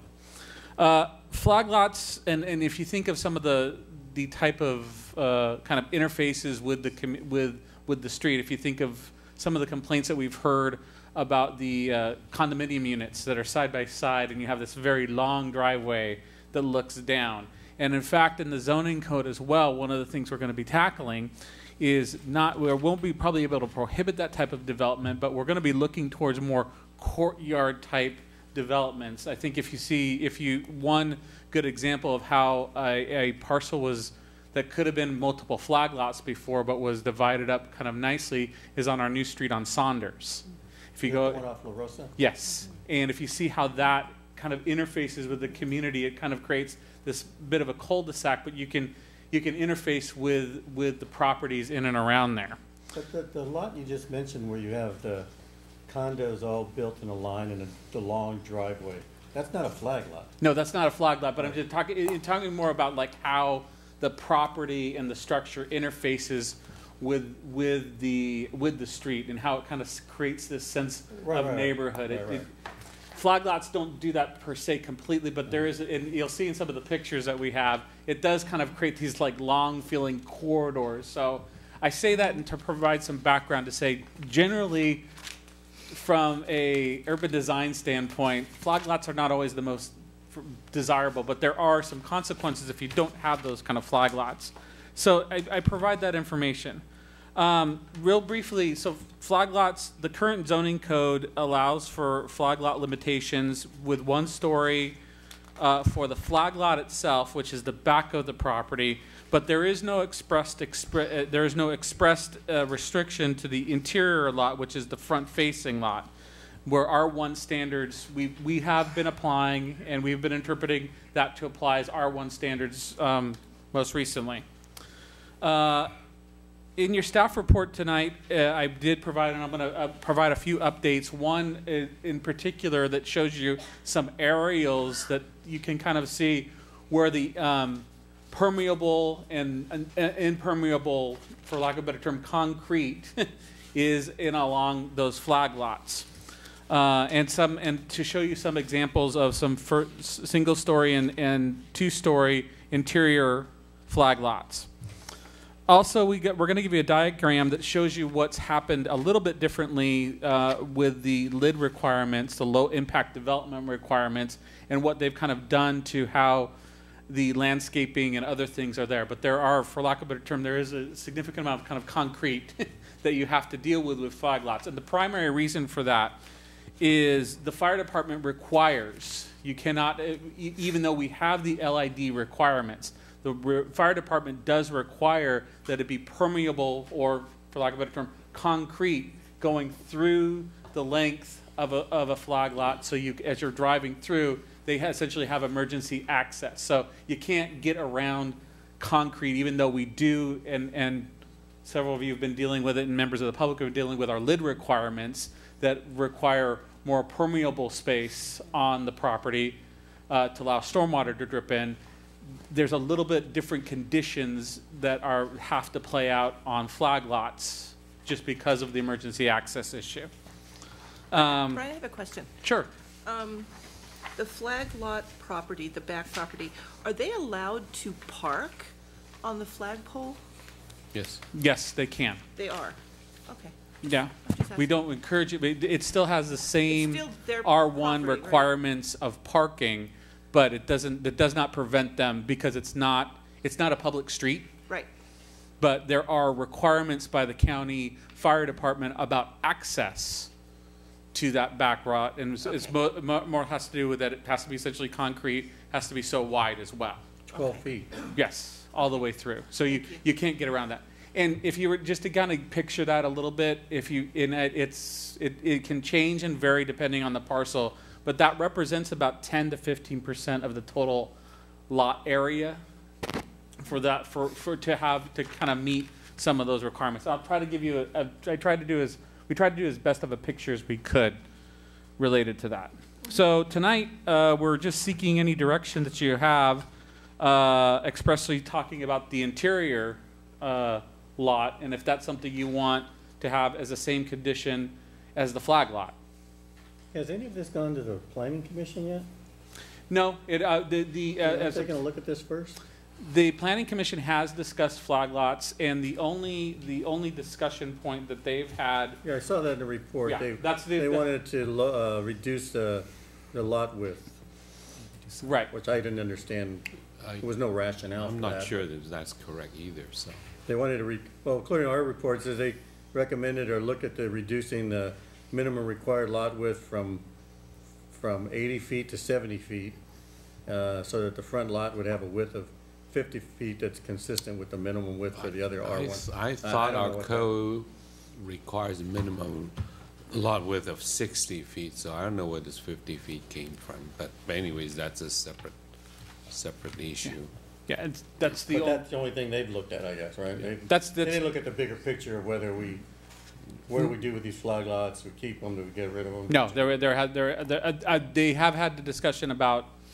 I think there's been a bit of a discussion about flag lots in general, but this is the only issue that's come out related to that was reported back to me. So you're not looking for a decision tonight. You're looking for some direction to then give it to them to develop and then come back to us at some point. Is that? Well, this would be the appropriate time to do so, especially with the zoning code update and everything else kind of going forward. This would be a good time to do that. So I just wanted to show you, this is an aerial of flag lot. We didn't want to, because we're showing a little bit more, even though we showed some addresses prior. I just wanted to give a sense. This is some of the older flag lots, and you can see how much kind of concrete there is in and around. And to answer Mayor Pro Tem's question, yes. So back here, these areas, yes, you can park. Yeah. If I could I also. think the question was, on can the you left. park on the flag? Yeah, that's on the pole. On the pole. Yes, That's yes. my Right question. through here, yes. That's their private property. No. I'm talking on the Yeah. pole part. Yeah, Oh, on here, this is private property. they can park. They can park do there, whatever right? they Yeah. want. Yeah, Although if a fire truck can't get through there, yeah. Right, there's That's what I'm other. saying. car's I gonna don't- get a lot of scratches I on don't it. really understand how, They'll push it out of the way if it's in the way. I guess so. They will. Yeah. They typically don't drive in. They just require a good solid service to walk on to get to it. Fire trucks don't like to be trapped. Well, yeah, so they'll they'll run the drive in. hoses from the street anyway. Yeah. So, but I just want to add one thing. Is that the issue of flag lot is a lot of that is the amount of concrete as you stand on the street looking at it. I think this is a great illustration of what you see. I mean, look at the two lots above, or both of them for that matter. You're gonna see that about 50% of the frontage taken up by concrete whenever you have a flag lot. If you're 80 feet, which is typical flag lot development, because minimum width, 20 feet for the driveway times 2 is 40 feet. So 40 feet in 80 feet, that's 50% of your lot. And this is representative of some of the newer ones. Some of the older ones that we have in the city are not in this condition. And in fact, they're even worse than what you were describing. Yeah. And I've seen a lot of them now that a lot of them use them both for parking, storage of trash receptacles. Yeah. And it looks like a old alley. Yes. Is really what it boils down to. Do we happen, and this might have nothing to do with anything, but the units in the back, aren't they a little bit more susceptible to being robbed? Because I remember. Being robbed? Yeah. You mean burglarized? Well, that you can't see it. The reason is because I remember the sheriff's department saying that you're not supposed to, that you're supposed to be able to see, not to block your front door and Yeah, stuff. yeah, Just because it's kind of I hidden, agree, they're I hidden agree, in the yeah. back. Yeah. Not that we can stop them, but. Yeah. Well, that's even in more, I don't know that we've had any, the sheriffs have been able to tell us, well, there are more burglaries and flag lots than Right. others. That's what I'm saying. but It's just that- that it's hidden in the back. Yeah, but- Well, but the that- PUDs are hidden way in the back too. Yeah. The PUDs, the PUDs. But the argument might even go into what we're trying to, I think what this tonight's discussion is about is whether or not the so-called interior lot, which is actually not interior, it's the one facing the street. Right, it's But the- it's called interior for whatever reason. Lot should be a single-story building or not. Aren't there, some flag lots also that And- not only and- have the front building, but also one in the middle and then one in the back? I think Yes. I've seen some of those as Oh, well. yeah, oh, yeah. Yeah. There's actually 3 in a row. Yeah. Right. Or maybe even 4, There depending on might how be. long the lot is. Mhm. Deep Okay. lots. So all of those, so under that example, the flag lot would be, of course, the back one. The interior lots would be The either little one. the one in the front or any of those before you get to the, subsequent to those. Those would all be classified as interior lots. Yes. All right. Those may or may not be flag. That's more like the ones with multiple I units. can They're tell more you, like I they're- walk by them all the time on, what's that street that, they're In-N-Out's private on? driveway. What's the They're street in a that In-N-Out different is on, development. They're not flag Not lots. Doreen, maybe Yeah, they're- Tagline. There's a few of those where Yeah. it goes back and there's multiple. Those are, depending on, we actually, when we were driving and doing some pictures, there's some of those. So some of those actually may be subdivisions that are not typical flag lots Oh. as subdivided in this way. So They're like PUDs in essence. they're very much, Like- they're like more a like private PUDs. street. Yes. Yeah. And we try to discourage, we don't try to discourage, that's not a preferable development standard. Most of either. those lots are older lots that Yeah. have been around for a long But, time. Mr. Ray, I think you should continue. I'm sorry. I No, kind no of. problem, sir. Did you want to add? I was just gonna agree with the councilman. They are older lots. You have, if you were to look at the parcel map of the city, some of those older ones are divided up into 2 and 3 flags. Other ones are, as you've said, planned unit developments where there's a single driveway that has easement access to each unit going back.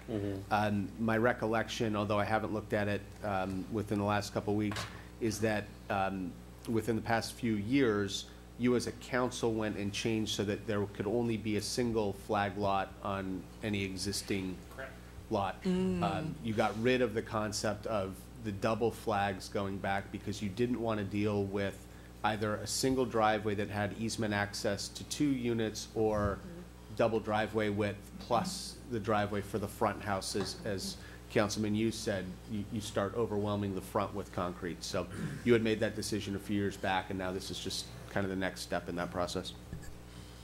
So this is just a quick example of what, what the LED requirements now kind of require you to do. You still have the same, as Councilmember you kind of pointed out, still limited to the same issue with concrete on the frontage, but with setbacks and everything else, with any new flag lot that comes in with a two house development has a little bit more landscaping and other things to do now than we did prior. So just kind of give some representation as well.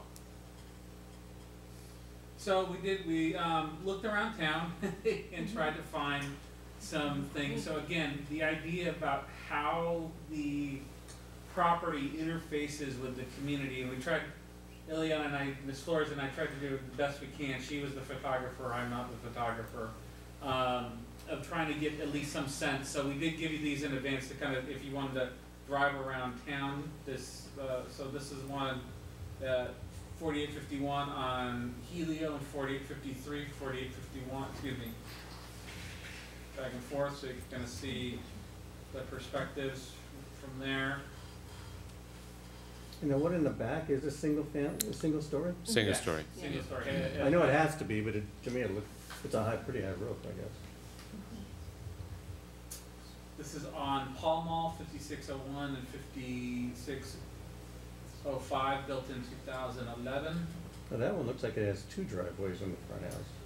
The entry, actually, for 2 this one, entries. the entry point for their garage is actually right here. And So what's turns that other here. entry point right there where you have the red This, dot? this is the flagpole. No, but I mean, when you go up and where that heads to the right, that looks like an entryway there. Yeah, it is an entryway. Entryway to the house, maybe? Yeah. Oh. Not to the driveway. A little bit of picture. Yeah, right there. Okay. And then on Olive, sorry, this is a little blurry, but this is on Olive, this is 2008. This is the flagpole here.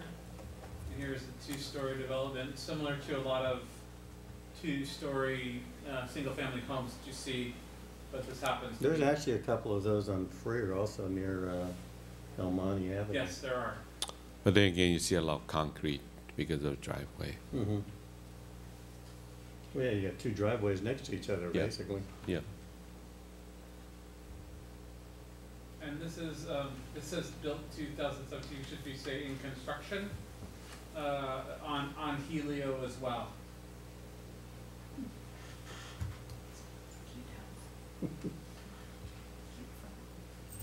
$1 million home.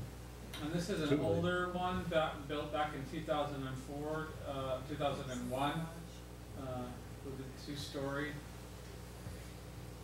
So a little bit more set back. The lot is, I think, a little bit deeper, but here's essentially the flagpole here, property in the back. Seems Setback's a little bit deeper than some other ones we've seen, but this is adjacent to the other 2 you saw prior. And this is a single story on Helio, 2004, so this is before the Lots of LED. very big on So the flagpole is on the right side? Is Correct. that Yes. correct? Yeah. Right here. The Well, flagpole Helio's got a lot. Where is Helio? I don't know. Helios by me. Is it? It's a bit, it was very- trying to find a street that had, Very deep lots. We have a lot of they them. have a lot of deep lots on Very that part, deep. that part of the, Yeah. that part of the city. A little bit more landscaping. So this is some pictures of, just so you get some context. So who does the flagpole belong to? The flag lot? The back house, right? Yes, the back house. The pole itself? Yeah, the pole the belongs back to the house. flag lot. Yeah, the back house. As the parcel is divided, yes, that's who Yeah. has the ownership of Yeah. that. Yeah. So with that, that's staff's presentation. We take whatever direction you, from the council and So, what can we discuss? Just a question, the flagpole is like comparable to like what an easement would be if there were 2 houses on it? That's one So way to describe it, yes. Ingress and egress, right? Yes. Yeah. Okay. For that property. For that property. For the flag lot. And it's the rear property that has ownership of that? Correct. Okay, got it. Yeah, I'm sorry, I should have put up the diagram that I put in the staff report. Okay. I should have put Gotcha. that as a slide, I didn't do that. So essentially, there's no cases where the interior lot's garage entrance is coming from the flagpole. It's always directly from the street. I'd be willing to bet that's not a correct statement. I don't know Because that. all those pictures. All were- those pictures were there. All except one. The I one think on one. Pall Mall. I might have missed Yeah. one. I think the owner had chosen to, because they're either relatives or whatever, they've chosen to have that connected, but. Oh, I see. Mayor, I'm Oh, not right, sure there I was know that one that Yeah. they had to turn in. Is for that the near flag. my house, so I know them. Now that would be the true easement. Yeah. Yeah. If they That's- are allowed to use if the interior lot's allowed to use the flagpole to enter into their Right, then property, that's that would be a different. true That would be easement. Right. But in that case, even though they're connected, they still have their own driveway. That's the one that Councilmember The Chavez one was that has 2 asking. driveways. Right, right. So they still have the driveway off the street, but yet the driveways are somewhat connected. I wonder if it's even like Behind a the circular fence. one, maybe Yeah, almost half yeah, circular. yeah. But Mr. Mayor, if one were to be built today, they would have to have separate access. Yes. Now, Okay, they- so we would not allow the interior lot to access through the flagpole portion into their. Correct. We would not accept that design today. It would be possible for them to come back and say they want to change their access and they have an easement ready to record, and will we let them take down part of their wall, and then community development would have to deal with that. But as if they were developing a flag lot subdivision today, it would definitely be two separate driveways with no shared access. Mayor Mann, I have a question. Sure. In reading the report, I was wondering why there's or why the two lots are dealt with differently as far as the 2 stories. And I'm reading for the report, and it says that the flag lot and interior lot are both subject to all normal R1 development standards, except for the 1-story limitation on the flag lot. And the reason for that was given, the purpose of this requirement is to limit the visual and privacy impact of the house on neighboring property, since it is located at the rear of the original lot and therefore closer to neighboring houses and their backyards. To me, that doesn't make much sense, because if you have the interior lots allowed to go 2 stories, aren't they invading the privacy of the back lot and the neighbor next door? So it's not like these are all built on large acreages of property. They're all similar. So I can't understand how that's a reason for not having a 2-story in the back, but allowing a 2-story in the front. That inconsistency to me doesn't make any sense, and even the rationale for the inconsistent use doesn't make any sense to me either. So, and I don't know how that came about. Is there a reason why? I mean, other than that, is that just because of a privacy reason? And that is really why I actually brought this up to the city manager's attention, because it was exactly the same rationale when I was sitting on the planning commission, that we actually said both houses needs to be single story. Yeah, I kind of agree. But apparently the interpretation hasn't been totally consistent, because you can find exceptions around town. But there are plenty of examples, like the flag lot in front of my house, for example. Actually, the city told them that you cannot build 2 stories, so they built single story. But apparently that interpretation had not been consistently applied. And that's why it's before us today, is that how should we apply it from here on? In my mind, I'm with you. I have the same argument, because these are very dense lots to begin with. I mean, number one, not allowing flag lot, I mean, I would love to not allow flag lot, but yet, we can take that away, maybe too extreme. And I think, a lot of people say, well, we like this small town feel of Temple City, we want to preserve green space and all. Flag lot development doesn't really help that too much. So in my mind, we should help reduce the visual impact, and having a 2-story in the front does not help. Well, if you're concerned about the privacy concerns, there's the same privacy concerns in the front that they are in the rear. Right. So that doesn't make any sense to me. So I would agree. I think it's got to be both treated equally. And if it came to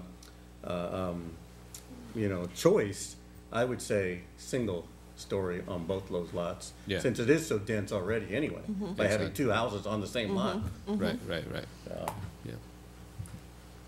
Thank you. But that was more than a question, I think.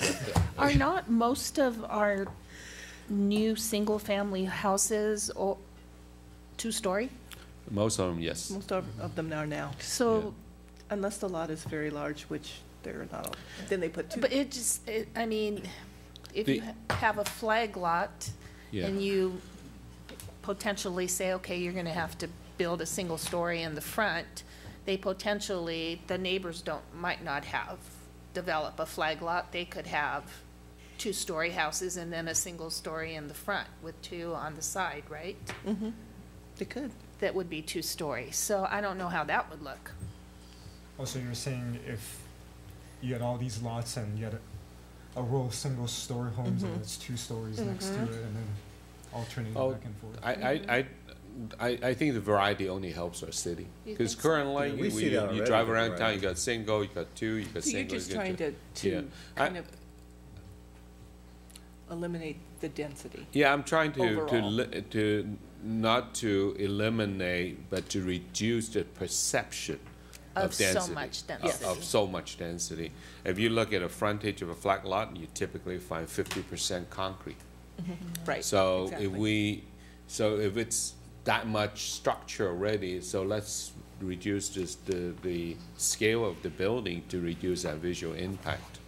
To compensate for the fact that you have to have that driveway, because without driveway, you cannot have flag lots. So, Right. so I'm just suggesting that we should do that. And plus, that was the interpretation of at least the planning commission when I was serving on the commission.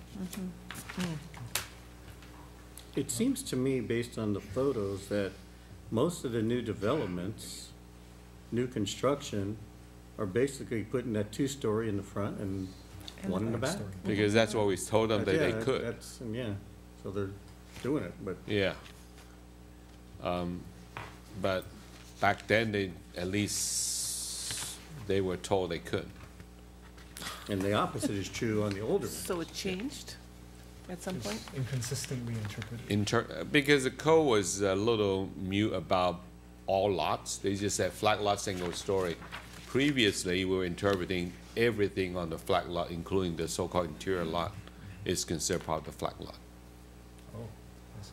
But now apparently there's been a different interpretation by staff, I guess. Do we start with the premise that these lots were originally intended for a single-family home, and at some point it was subdivided into that's a separate a flag lot, or? That's typically the case. I was gonna say, I'm That's gonna how it say starts that. off, right? That's typically the case. Single lot that became two. Yeah, and Yes. then developer came along, bought it, and said, oh, well, you know, we can put two on here. Yes. That's If you usually look what at And- parts of town, especially On Helio. the, On Helio. end of town, so you kind of see the more ranch style lots that could easily be subdivided into flag lots. But yeah, that's Well, and that, generally that's. and it seems like the current way of doing things is contrary to what we've been expressing for many, many years about the density of the city and how we're concerned about that and the impact it has on our infrastructure and everything else. If we keep on adding on more and more dense structures on a lot that was originally deemed to be a single family, then at some point, you know, that's going to affect a lot of different things. So. Okay. Okay. All right, if maybe we should move on to opening public comment first before we get further. So at this point, I'd like to open the public comment, and I do have Mr. Steve Stafford. You wanted to speak on this item? This is two-story. Mayor Mann, Mayor Pro Tempore Fish, council members, city staff. I've seen a lot of these flag lots where I live, and one thing's apparent to me, when I was younger, you used to walk into back behind a house that my neighbor lived, and there was an abandoned house back there, and it's still back there. And it's like, that house got abandoned, and they built another house in front.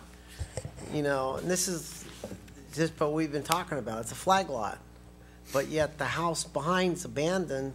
You go 2 doors to the north, the same thing off of Broadway, one of those long driveways. That's kind of like a flag lot. Behind the second house on the west is another house in the middle of 2 houses. And there was a lot of this going on in the 60s and the 50s and the 40s when it was county before the city was a city. There's a lot of this that went on that turned these things into flag lots. And I like the fact that you guys are trying to figure out what to do, because it's a problem in this city. It's very funny to see abandoned houses in the middle of houses like this. And they could very well put 3 houses there on a flag lot. And there needs to be some sort of rules, how many houses they can put on there, and make the driveways wide enough. 3 houses, a fire truck may go back there, a squad may go back there, and an ambulance may go back there. You know, it may happen on these deep lots. It's always possible.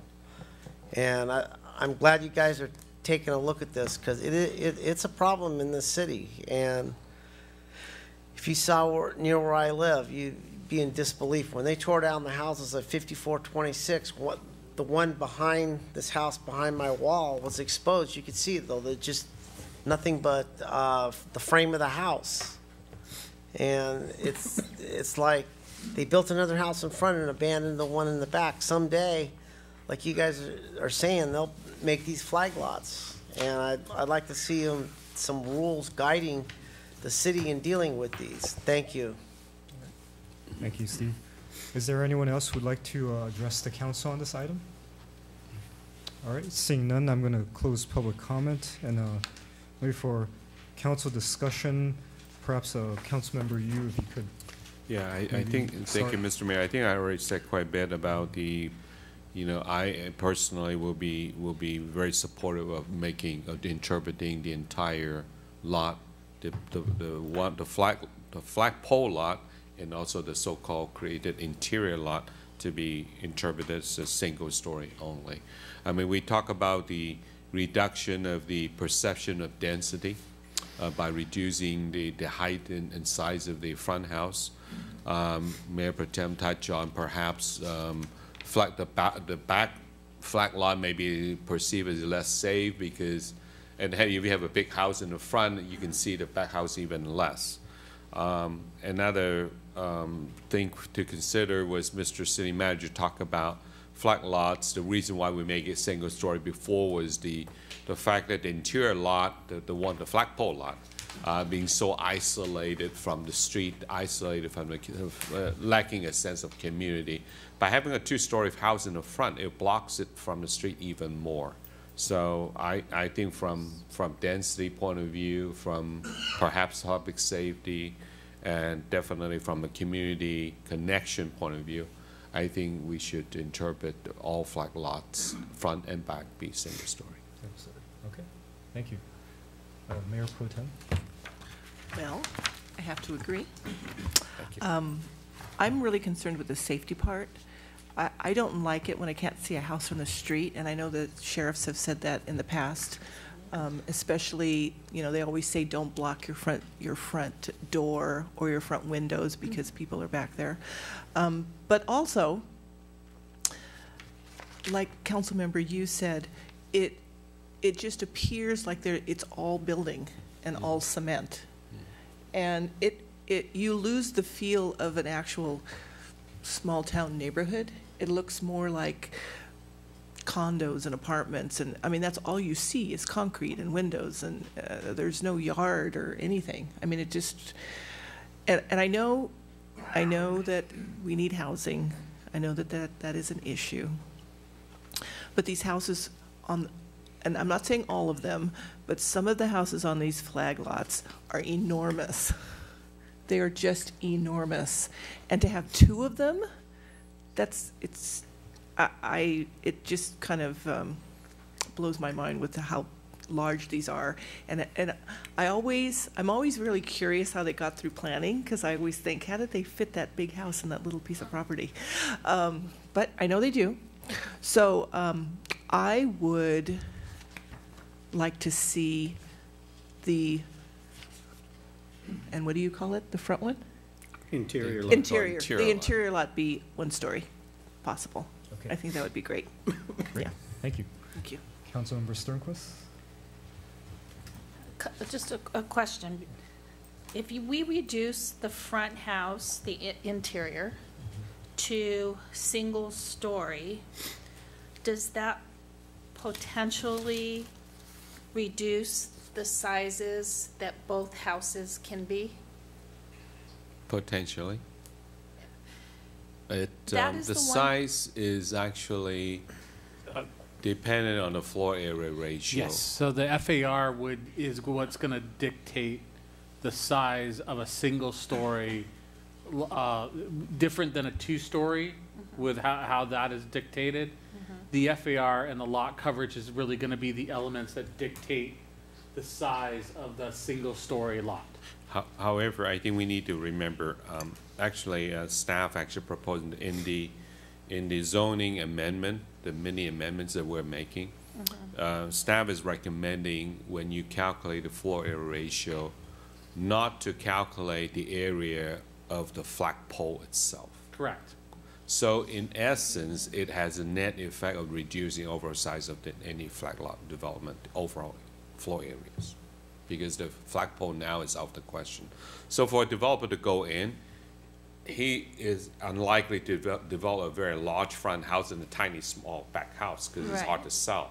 Right. So he would be slowly making the back lot slightly larger to compensate for the loss of the flagpole, and then by proportion will reduce the front house floor area as well, because the front lot will now become a little bit smaller to compensate for the loss of floor area. Are most of the ownership of a potential flag lot, I mean, if it's a single-family home and it's huge, they have to come and say, I want to divide my property into a flag lot. Right. Is it usually someone who comes in, they purchase it with the idea of developing it into a flag lot?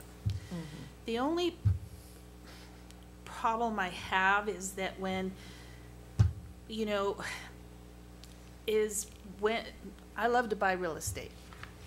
And so when I look at it from that aspect, I don't like to see, you know, when people own property, for them to not be able to do what they potentially can with the size of the property that they have. So I'm always leery of taking things away from property owners, even if they're not selling it now, but the potential effect that it might have down the road for them. But I agree with density. However, the counterpoint to that is, at least 10 years ago when I was still on the commission, we interpreted the entire thing as a single story. So it's not like we're taking things like away. We're taking it. It's but just now what because happened. now the current interpretation is that, well, front house, that's not flag lot. Make that two-story. And that's in my mind, actually, that's a new interpretation that when I found out, I thought I was a little surprised. Like the one picture that I think it's, let me look at the other one. I think there's the one with kind of a rust-colored house, and the other home sits to the left of it. So when you're looking down, Is it this one? yes, you're not looking, is that a garage? It's out of Pall Mall, Pall 5601. Mall.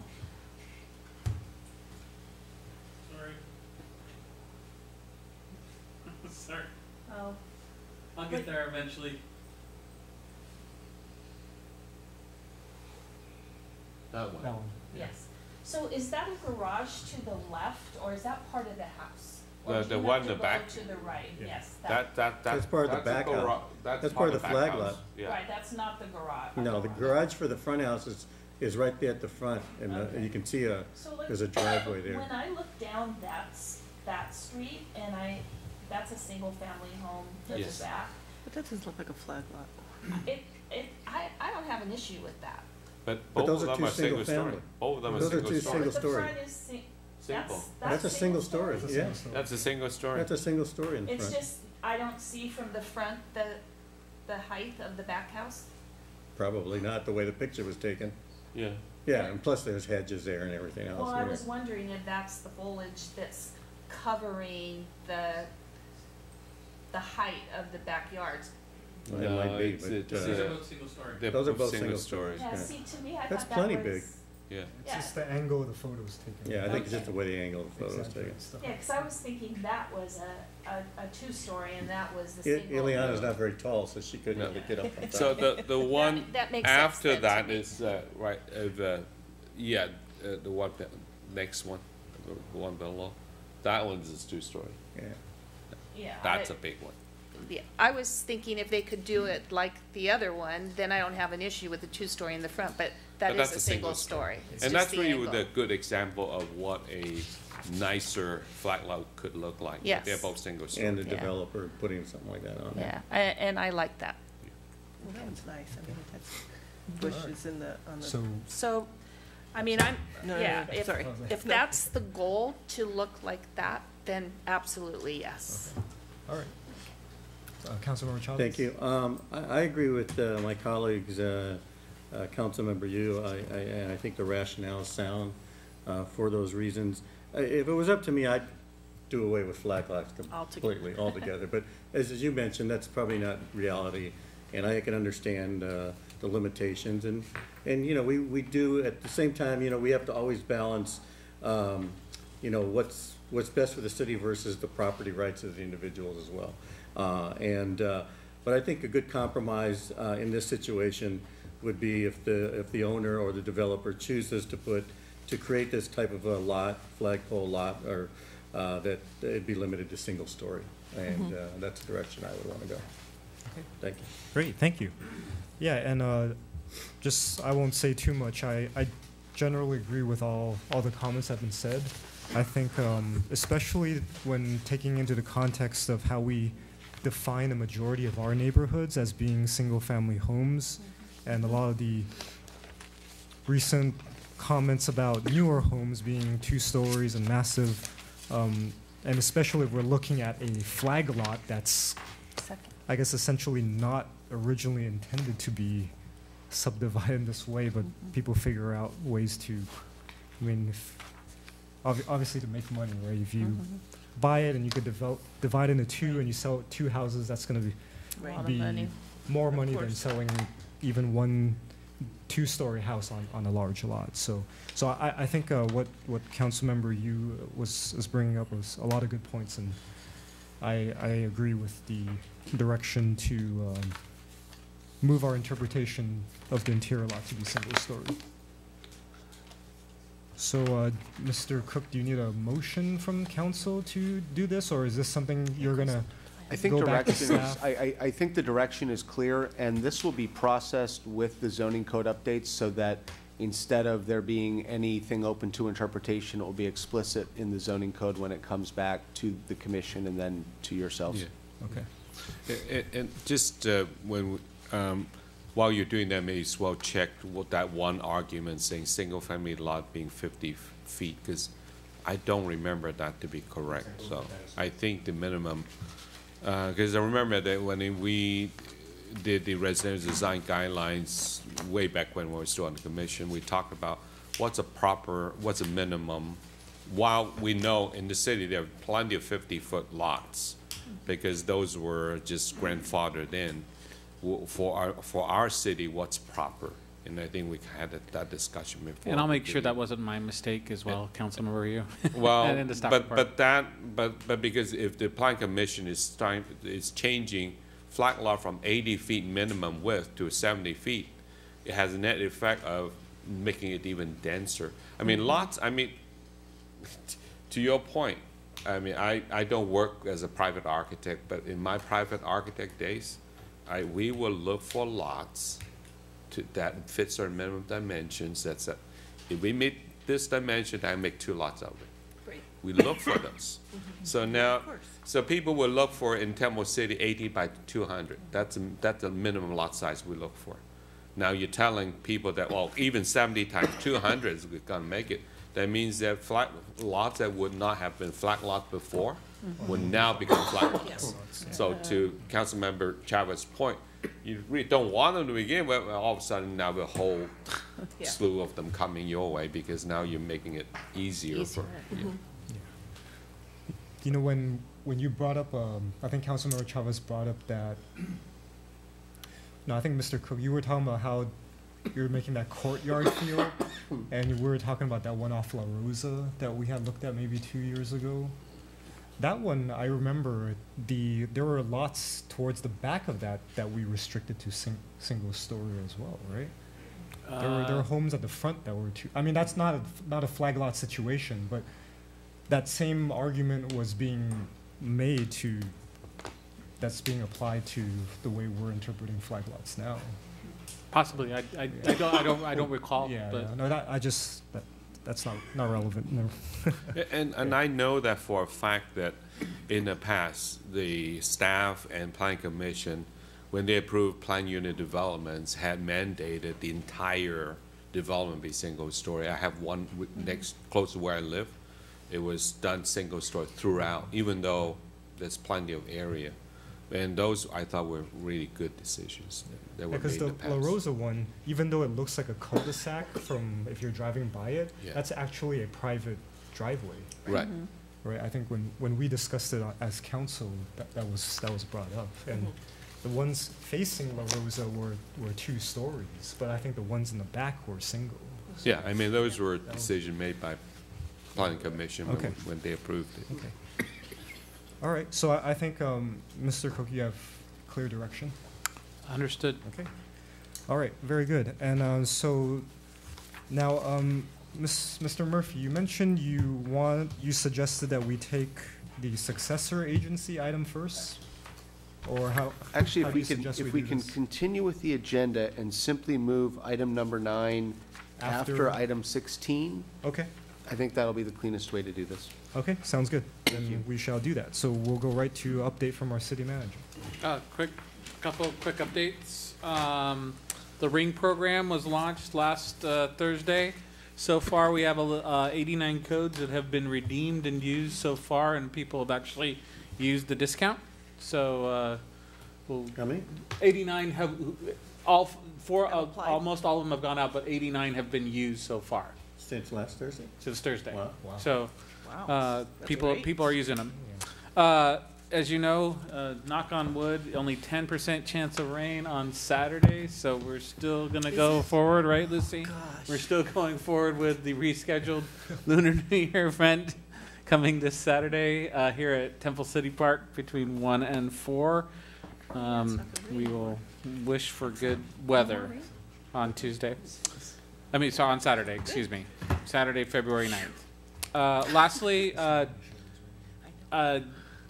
as I sit on the COGS City Manager Technical Committee, couple quick things we're looking at.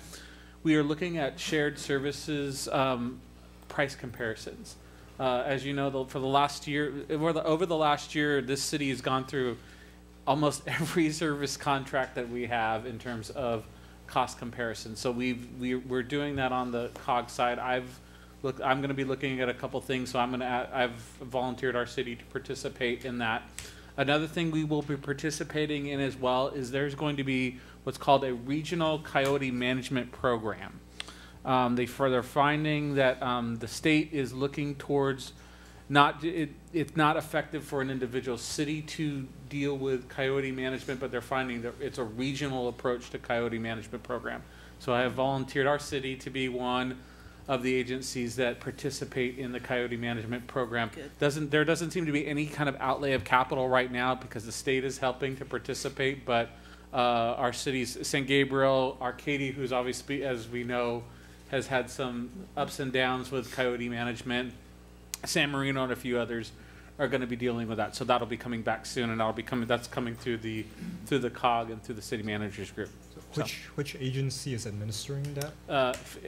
Fish and Game. Oh, Fish and Game. And there's a couple specific people. I don't know if it's come to the board yet, but it should be coming relatively soon. Fish and Wildlife. Yes. That's a new name. Fish and Wildlife. Yes. Yeah. And yeah. Okay. Things are happening on the Measure W front. This last week, there's some technical advisory groups that are on the staff level, and even within that staff level, you actually have to have some level of expertise in stormwater. So some of that money is going to start coming down the pike relatively soon. There's a per capita allocation that the city will receive that will hopefully be some talk about general fund relief. Hopefully that'll be some general fund relief, and we'll be looking at some regional projects that we can apply. We're part of, there's 2 major watersheds in our area, one to the east of us, which includes Monrovia, Arcadia, and a few other cities, and we're part of the upper Los Angeles River, which includes Pasadena, Alhambra. It doesn't fit clean geographic lines, so that's why you hear other cities' names within that. So some of that stuff is going to be carrying forward to the COG is also providing some nice technical assistance as we go through some of the grant processes and procedures as well.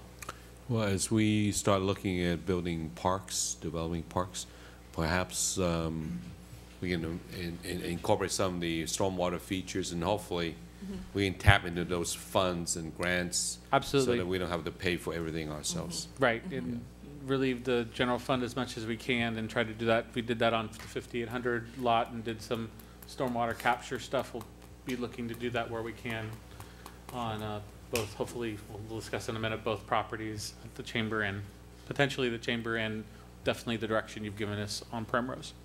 You know, on that note, my understanding of the Measure W regional projects is the focus is always on water quality first. Yes. Then supply, then public amenities. So I think a lot of cities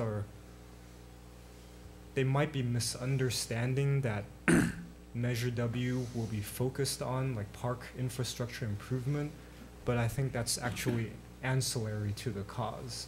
I think they're just using that as sort of like the icing on the cake, but really the focus is on identifying where are the greatest stormwater quality needs on a regional level. So I don't know where we specifically fit into that picture, but as this rolls out, I think it would warrant us maybe being aware of where we stand. Yes. With respect to that. So, because the regional stuff requires like written grants and proposals that shows that we have a feasible project that's feasible from a technical standpoint to make us even eligible for that grant money. And then even if you're eligible, that committee then has the deciding power to decide which projects move forward on any given year. So there's going to be a lot of interesting stuff coming down. Yep, and we'll keep you abreast. Okay, great. Thank you. All right. Update from our city attorney. Thank you, Mr. Mayor. As I think many of you have read and might have been advised by the city manager, the state of California is suing the city of Huntington Beach over its housing plan. Some specifics on what happened. In 2013, the State Department of Housing and Community Development approved Huntington Beach's plan, and 2 years later, Huntington Beach revised the plan, and in revising the plan, significantly reduced the number of new housing units that would be able to be built in the city. Under Assembly Bill 72, which took effect last year, the state started trying to work with Huntington Beach, and eventually, not getting what it wanted out of them, decided to bring a lawsuit as authorized by that bill. I only bring that up tonight because of our discussion of the flag lots. If we were to, for example, get rid of the entire concept of flag lots, before we did so, we'd have to go back into our housing plan and make sure that it didn't bring us underneath that threshold and expose us to the same kind of liability. I didn't want to bring it up during your discussion because I didn't want to get in the way of the policy that you were discussing.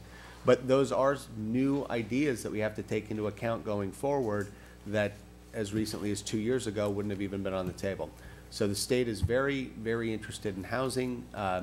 As Mayor Tornick, a couple cities over, said, they're pushing housing on us. Yes, they are. So as we go through different housing things, we'll give you the best advice we can, but sometimes we're really being constrained by the state in ways that we never have been before. Great. Thank you. All right, thank you. Next, we have council reports on ad hoc or standing committee meetings. Do we have any? I do. Okay. Okay. The City Council School District, we had our ad hoc committee meeting last week, and we got to meet our new superintendent, with Kimberly Fricker, and also our new school board member, which is Donna Giordino. And it was very nice. We got to have a nice long talk. We did decide that we're going to try to meet quarterly. And also we invited our superintendent to come to one of our council meetings. We told her that they are online and we would like to have our residents know who she is. So we're going to work on that. And then the other thing that we are discussing is possibly in the future having a combined city council and school district meeting. We haven't really decided yet what the topics will be. We're very fortunate that we don't have a whole lot going on right now, but it was really nice just to be able to meet her. And I already know Donna, but still to be able to get familiar with our new school board member, see what's going on, share information, share projects, and I'm really looking forward in us becoming a good community partner with the school district. We haven't had a meeting with them in how long, Tom? About? You mean the standing committee? Or? Yeah, ad hoc.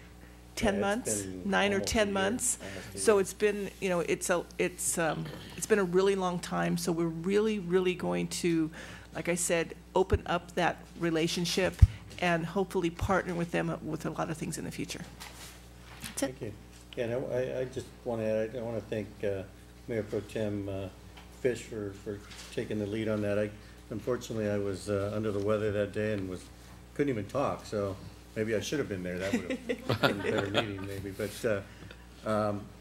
yeah, I think it's time. You know, we've got a new superintendent. We've got basically a new school board, new members, and you know, we kind of, for a number of reasons, and nobody to blame for it, but the city and the school district has kind of floated apart for a while, and they had their own issues to deal with, of course, and as we do.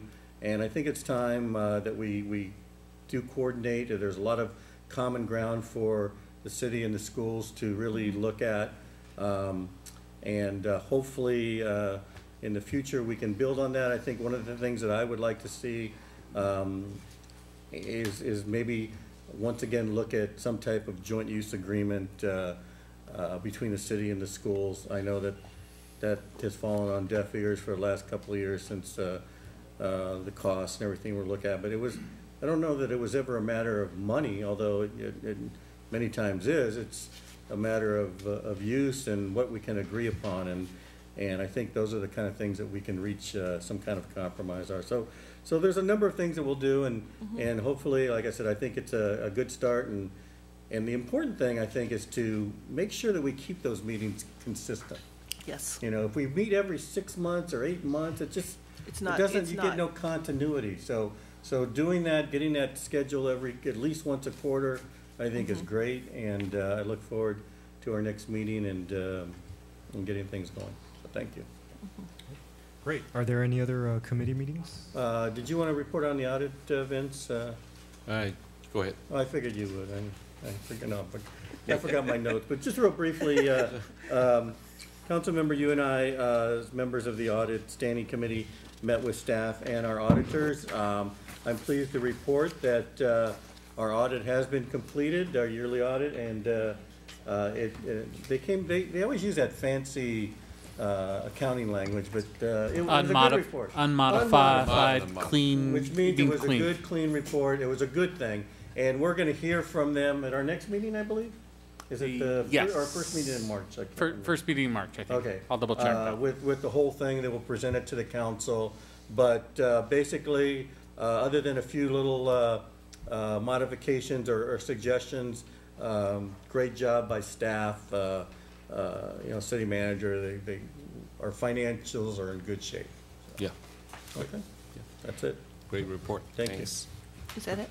That's it. Yeah. Can we disband a couple of these? Sure. What are your suggestions? Commissioner recruitment ad hoc? I think we can disband that, right? I think we already did.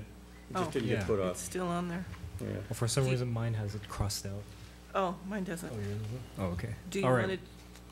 Well, I think we disbanded it Last time. Last When? time, so we'll just make sure that's Okay. reflected on the next agenda. Mine's the only one that has it on there. And city fee ad hoc, are we still, are we done with That got disbanded as well. Okay, that's still on my list. Mine's still, It's still on there? too. Okay, so we'll make sure on the next agenda that those two are removed. Okay. All right, council items separate from the regular agenda, starting with Councilmember Chavez. I don't really have anything specific. I just hope we have some good weather on Saturday and we get the Lunar New Year celebration off. And looking forward to the Camellia Festival. As I think mentioned earlier, February is a busy month for us, but good things. Good things, lots of fun. That's it. Thank you. All right. Thank you. Councilmember Sternquist? Just a couple of things.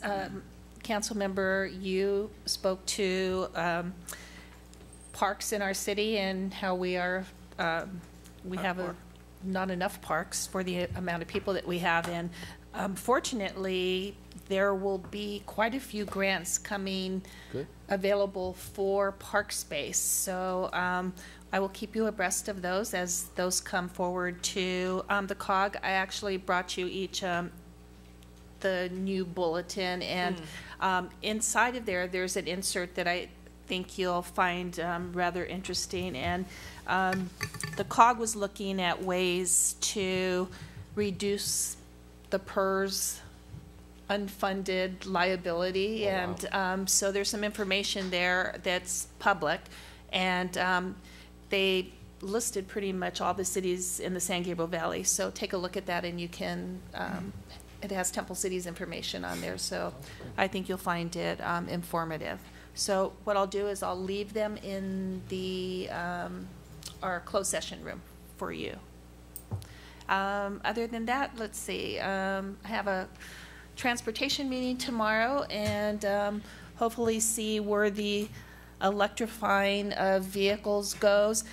If you noticed, you haven't heard so much about autonomous vehicles lately. It's on the news. Who's on in the news? Are you news. talking about the ones that Metro's going to be used to take them from? Did you hear it on the news? From and after the train or whatever, right? Right. Yeah, right. yeah. There was an article on the news, and I think the youth committee heard a report on that too. They went, right? Didn't they, Peggy? On the cars that the Metro's starting to use. Yeah. So interesting. Thursday is the SCAG transportation meeting, and they'll be having a discussion on that. So I'm looking forward to seeing what is happening with that.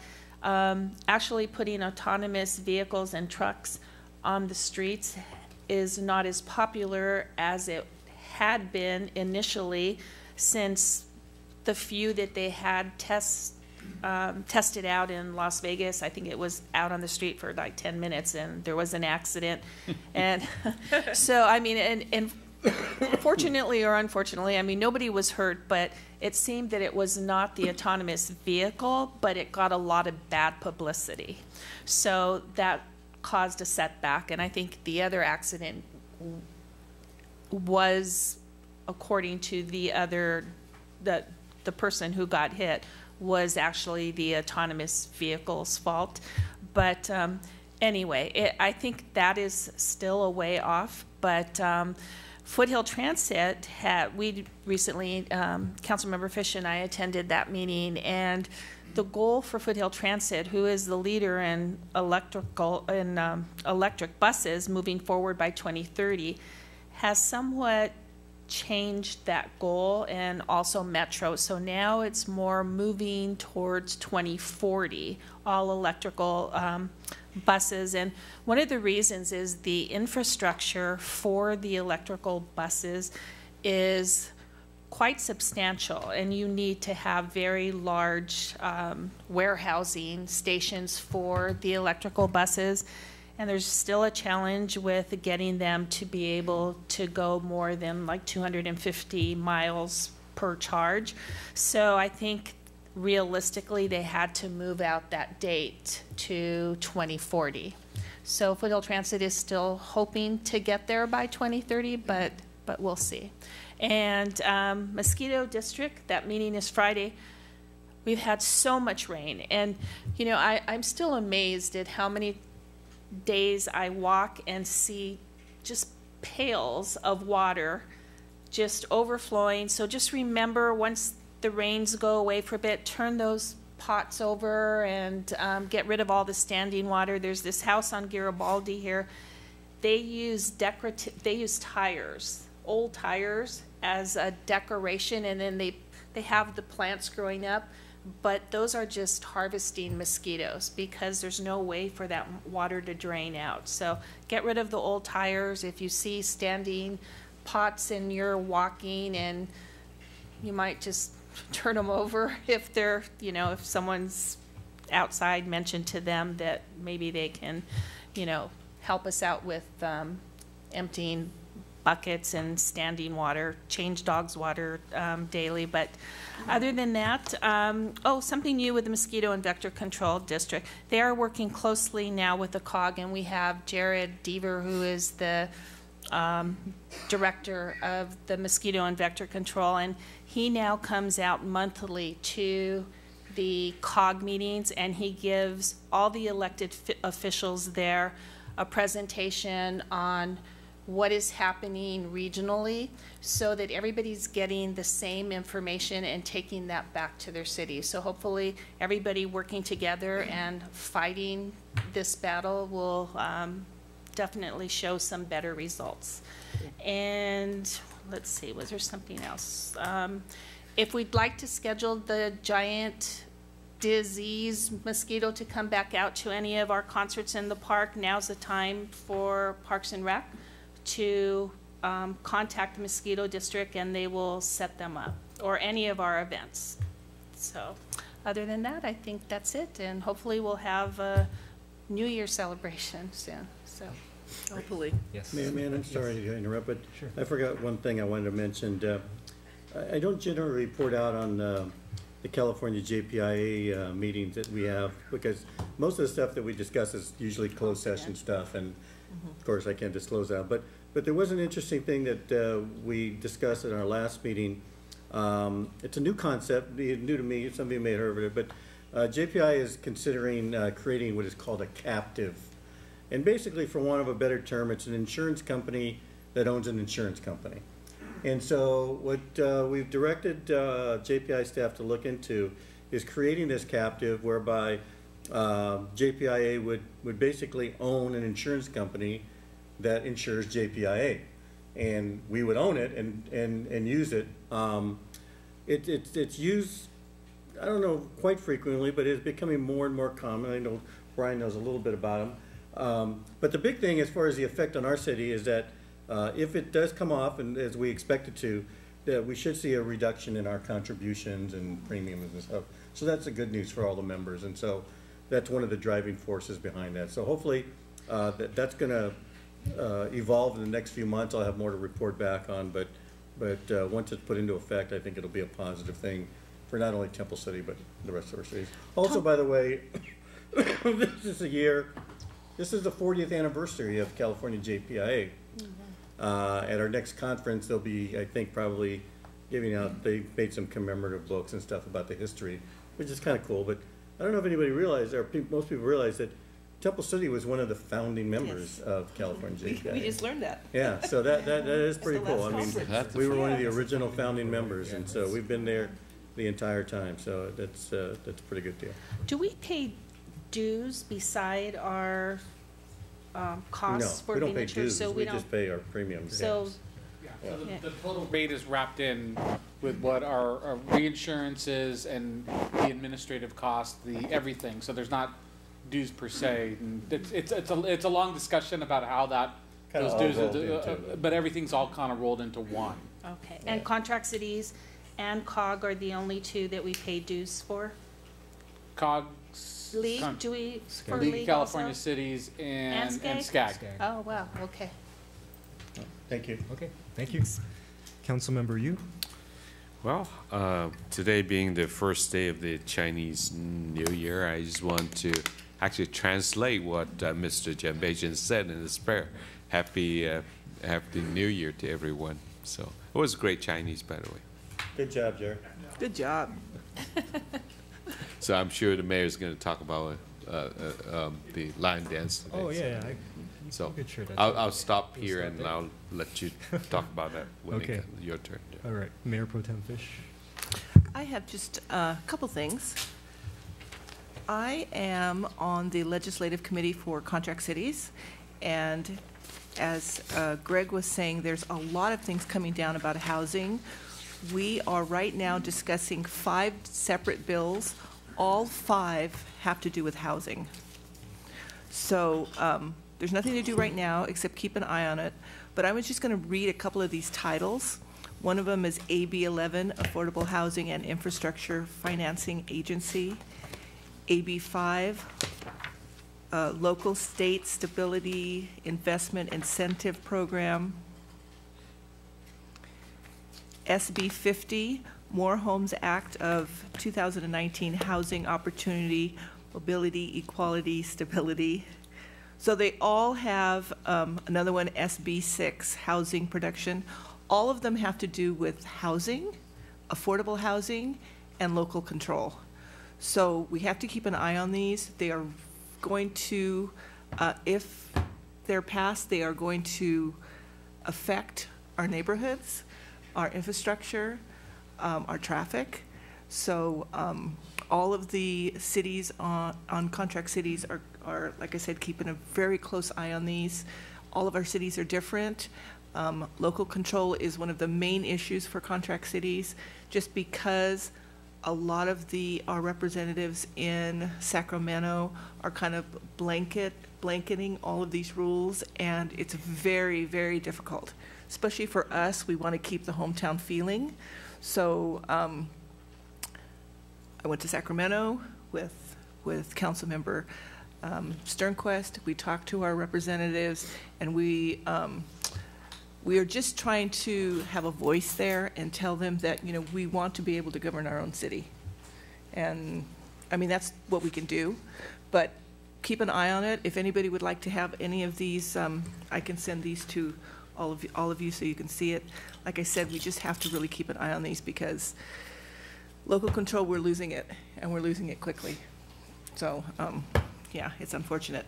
Want to remind everybody, tomorrow is dim sum in Live Oak Park at 10:30, correct? 10:30 under the picnic area, correct?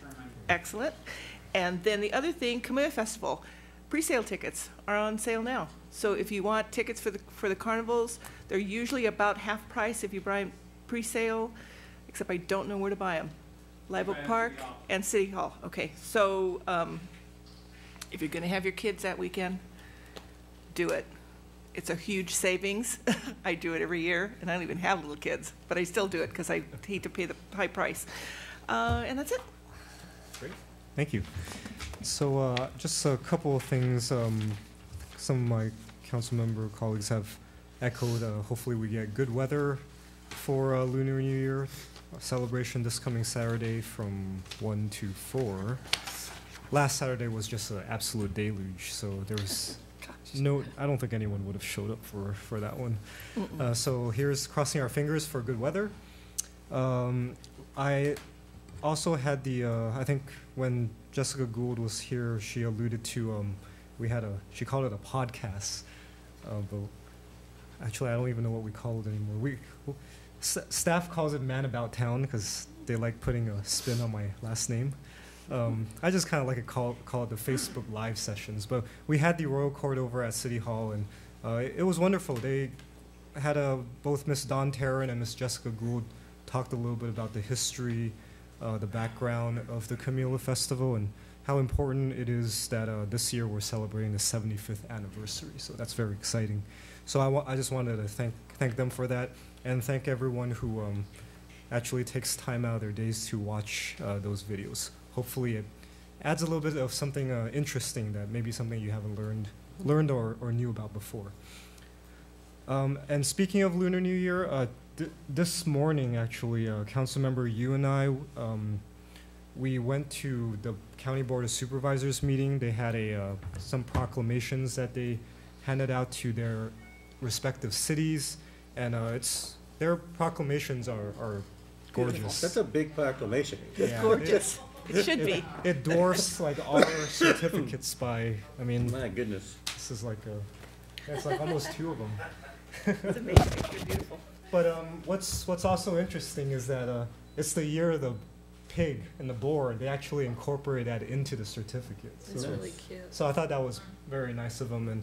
And I just want to thank Supervisor Barger, who, we belong to the 5th District.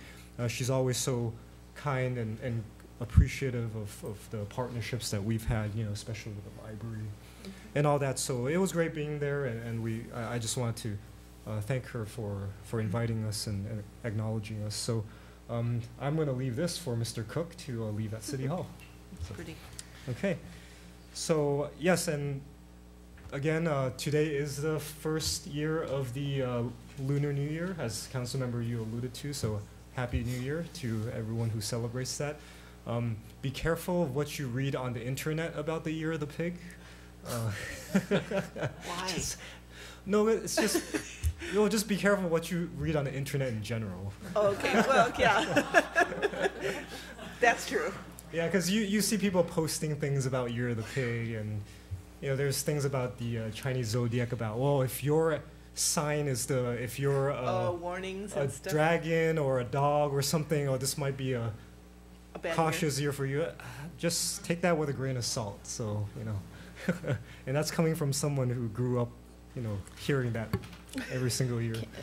Just before I forget and about being careful, when I got home today, there was a voice message on my answering machine, and it said it was the Social Security Department and Again? a scam. This was not our IRS, but Social Security. now. Yes, now Social Security. I mean, I was after you. maybe it's because I'm eligible. Who knows? But anyway, saying that I had done something. They didn't say my name, but they did say, I mean, it sounds really authentic, and, you know, call this number before you get arrested. So please, please do not listen to any messages from IRS or any type of, Anybody. yeah, Social Security or anyone who is soliciting you and telling you that you need to, you know, call them back immediately. So I wanted to call back and then just play the game and then kind of laugh at the end, but I didn't have time. But I thought that wasn't going to be constructive. But anyway, that is going on too. So be careful with any of these phone calls that you're getting. Great, that's great warning. Thank you. Okay, so now let's see. Next item: reimbursements for expenses of us. That's listed below. Next, we'll recess to the successor agency. So may we have the roll call for the successor agency meeting, please? Agency Member Chavez. Here. Agency Member Sternquist. Here. Agency Member Yu. Here. Vice Chair Fish. Here. Chairman. Here. And we have a consent calendar. Motion to approve. Second. All right. If there are no objections, then that would be unanimously carried. Unfinished business, none. New business, none. Communications, none. Anyone would like to comment on the successor agency? I don't think we've ever had anyone comment on it. That's probably a good thing. Okay, I will close public comments. Update from executive director and agency council? None. Matters from agency members? None. And we are adjourned back to our regular meeting. And at this point, we do have that last item, item 9A, which is unfinished business, but Councilmember Sternquist is...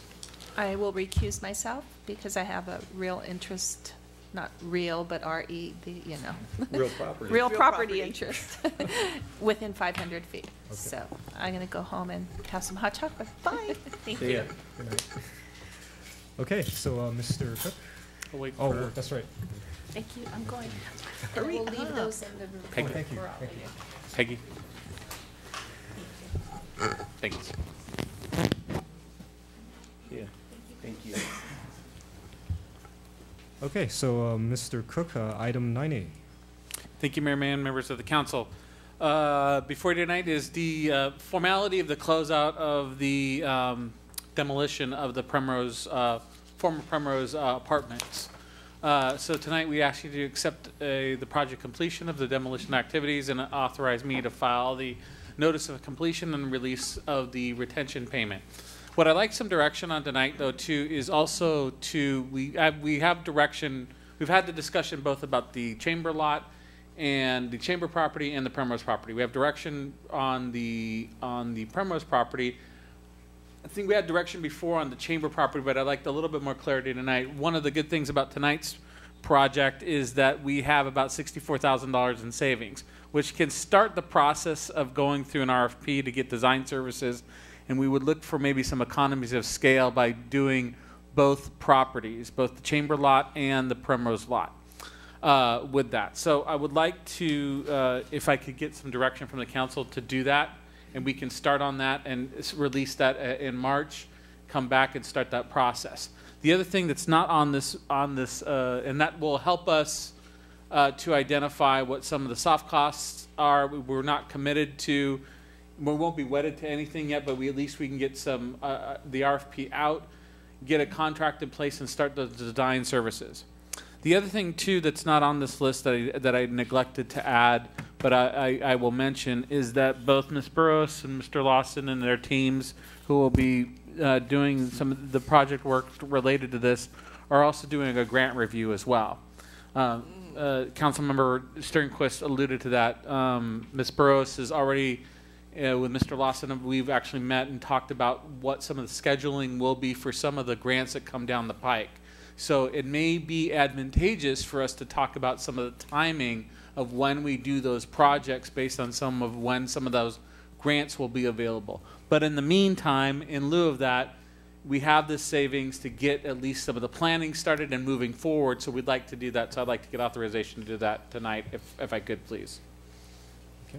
Are there any council questions? I have a question. Regarding the chamber property, if we approve this for you to just go forward with the RFP yeah, process that, for both. that doesn't hold us to a definite what we're doing with that property, correct? Because we haven't decided what we're doing with that property, have we?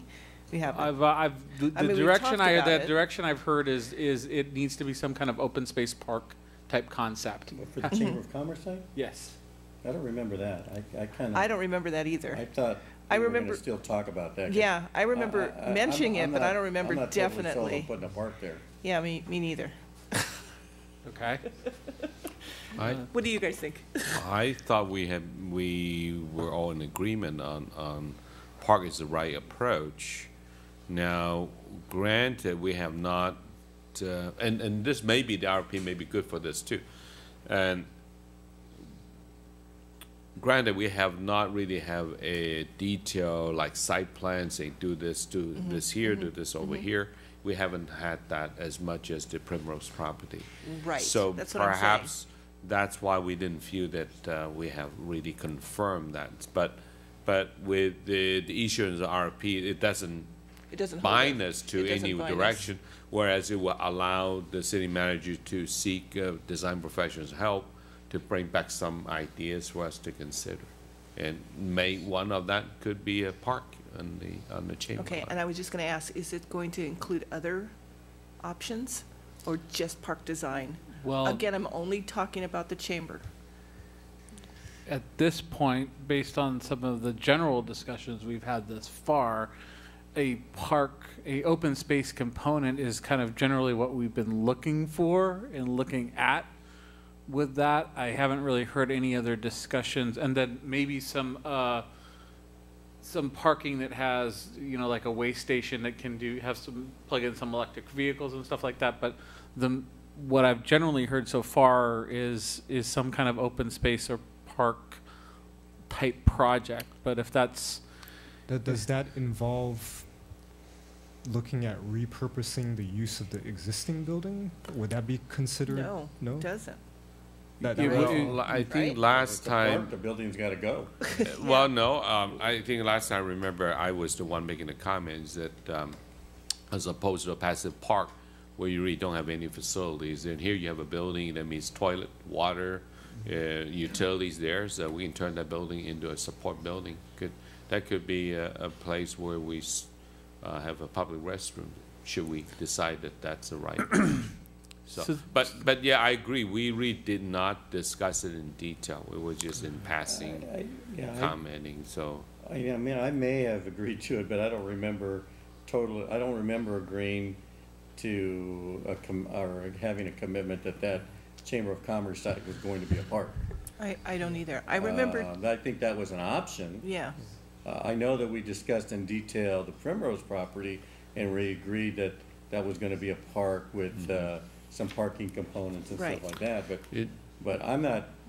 I mean, I know we discussed what would be possible uses for the Chamber of Commerce, and I remember agreeing that, or at least the agreement I remember was that we were going to look into moving the chamber over here. Right. That's what I remember. And then develop that somehow. But to me, I thought that was put off to another day.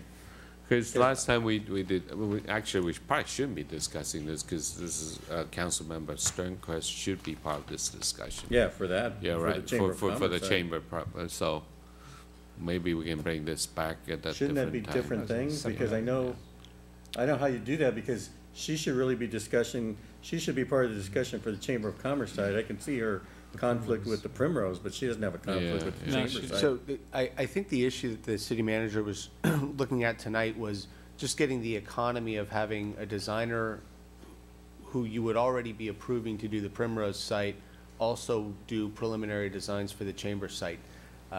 If Okay. But the agenda says to solicit design and pre-development services Right. for a new park at the Chamber Yeah. of Commerce site. So my question again I don't know that that's is, been a decision. if they, because I don't have a problem with them, giving us ideas. I just don't want to be committed to it being a park because we haven't really decided that it's going to be a park. Certainly, and nothing in the RFP tonight would do that. What it would do is, when this came back, we would certainly agendize the two separately. You'd have a discussion on Primrose, you'd have a separate That's fine. discussion. That's fine. On the Chamber site, and if the design elements that came back said you don't want to go that route, then you don't go that route. Okay. Yeah, because That's my my only question. concern is that, when I look at this, as far as the Chamber of Commerce, once a park, basically, it's always a park. Yeah. There's no going back, and we've had some detailed discussions, I know, on the Primrose, and we came to some finality, but I really don't remember coming to a final decision on the Chamber of Commerce. I know think we talked about We things, talked about it, but I don't remember. I don't remember we said, okay, we're gonna do a park there. I think what might have been a bit confusing was because during that discussion, there was talk about how the size of the chamber lot really restricted. Yeah, restricts our uses. options. Yes. Yeah, and then so perhaps when we were discussing that, that was taken into context of, well, then really the only use Right. left is open Well- space. But Or a parking lot. yeah, or a parking lot. So I agree. I think there needs to be a bit more clarity, because the last time we talked about it, it was more focused on the relocation Right. of the chamber back here. That's what I remember as well. But I think for tonight's purpose, the way the Mr. City Attorney explained, Yeah. we can still allow the RFP to move forward and have the economy Sure. scale. Yeah, that's fine. Have a design professional advise us, help us to come up with some ideas So for us to perhaps consider. perhaps the recommendation for 4 will just simply remove the word new park, and it'll just say advise the city manager to solicit design and pre-development services for the Chamber of Commerce site. Sure. Would that work? Is that too general, though? No, we're gonna have to, Well, we're gonna have to go back with It's staff gonna to, come back with we're gonna have to go, well, I'll have to go back with staff as well, but hearing the discussion we just had, it gives me a sense of where we need to, or at least where we thought we may have been before we Okay. can recalibrate. That's fine. Okay. So We need to have the record read back to us. Court. I don't remember either, Tom, so. I don't remember what I had yesterday for lunch. So, okay. Okay. So if there's no further questions, I'll open this up for public comment. Mr. Stafford, you've stuck with us so far.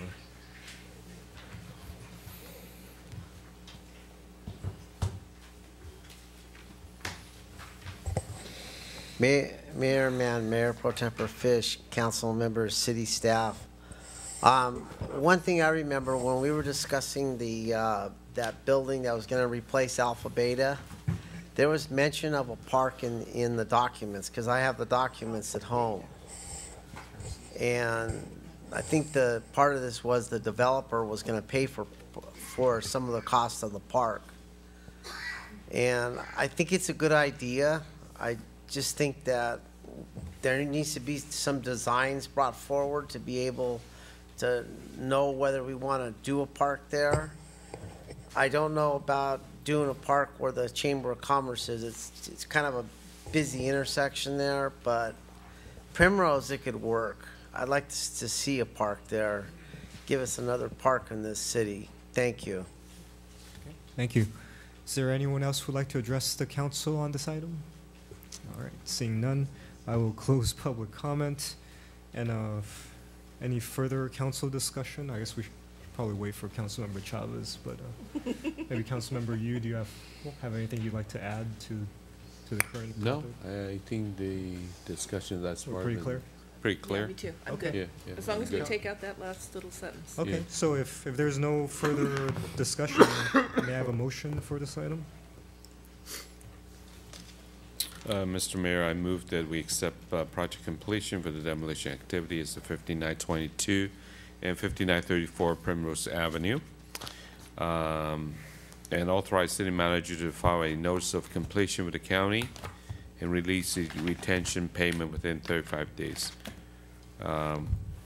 Further move directing the city manager to solicit proposals for the preparation of final design plans and construction document for a new park and reposition public parking lot at the Primrose property, and advise the and to solicit design and pre-development services at the Chamber of Commerce. I'll second. All right, we have a motion and second. May we have a roll call vote, please? Councilmember Chavez? Yes. Councilmember Yu? Yes. Mayor Pro Tem Fish? Yes. Mayor Mann? Yes. Okay, so that concludes item 9A. And last thing is additional public comments on items not listed. Is there anyone else who would like to comment at this time? All right, well, thanks for sticking with us, and we are adjourned. Good night.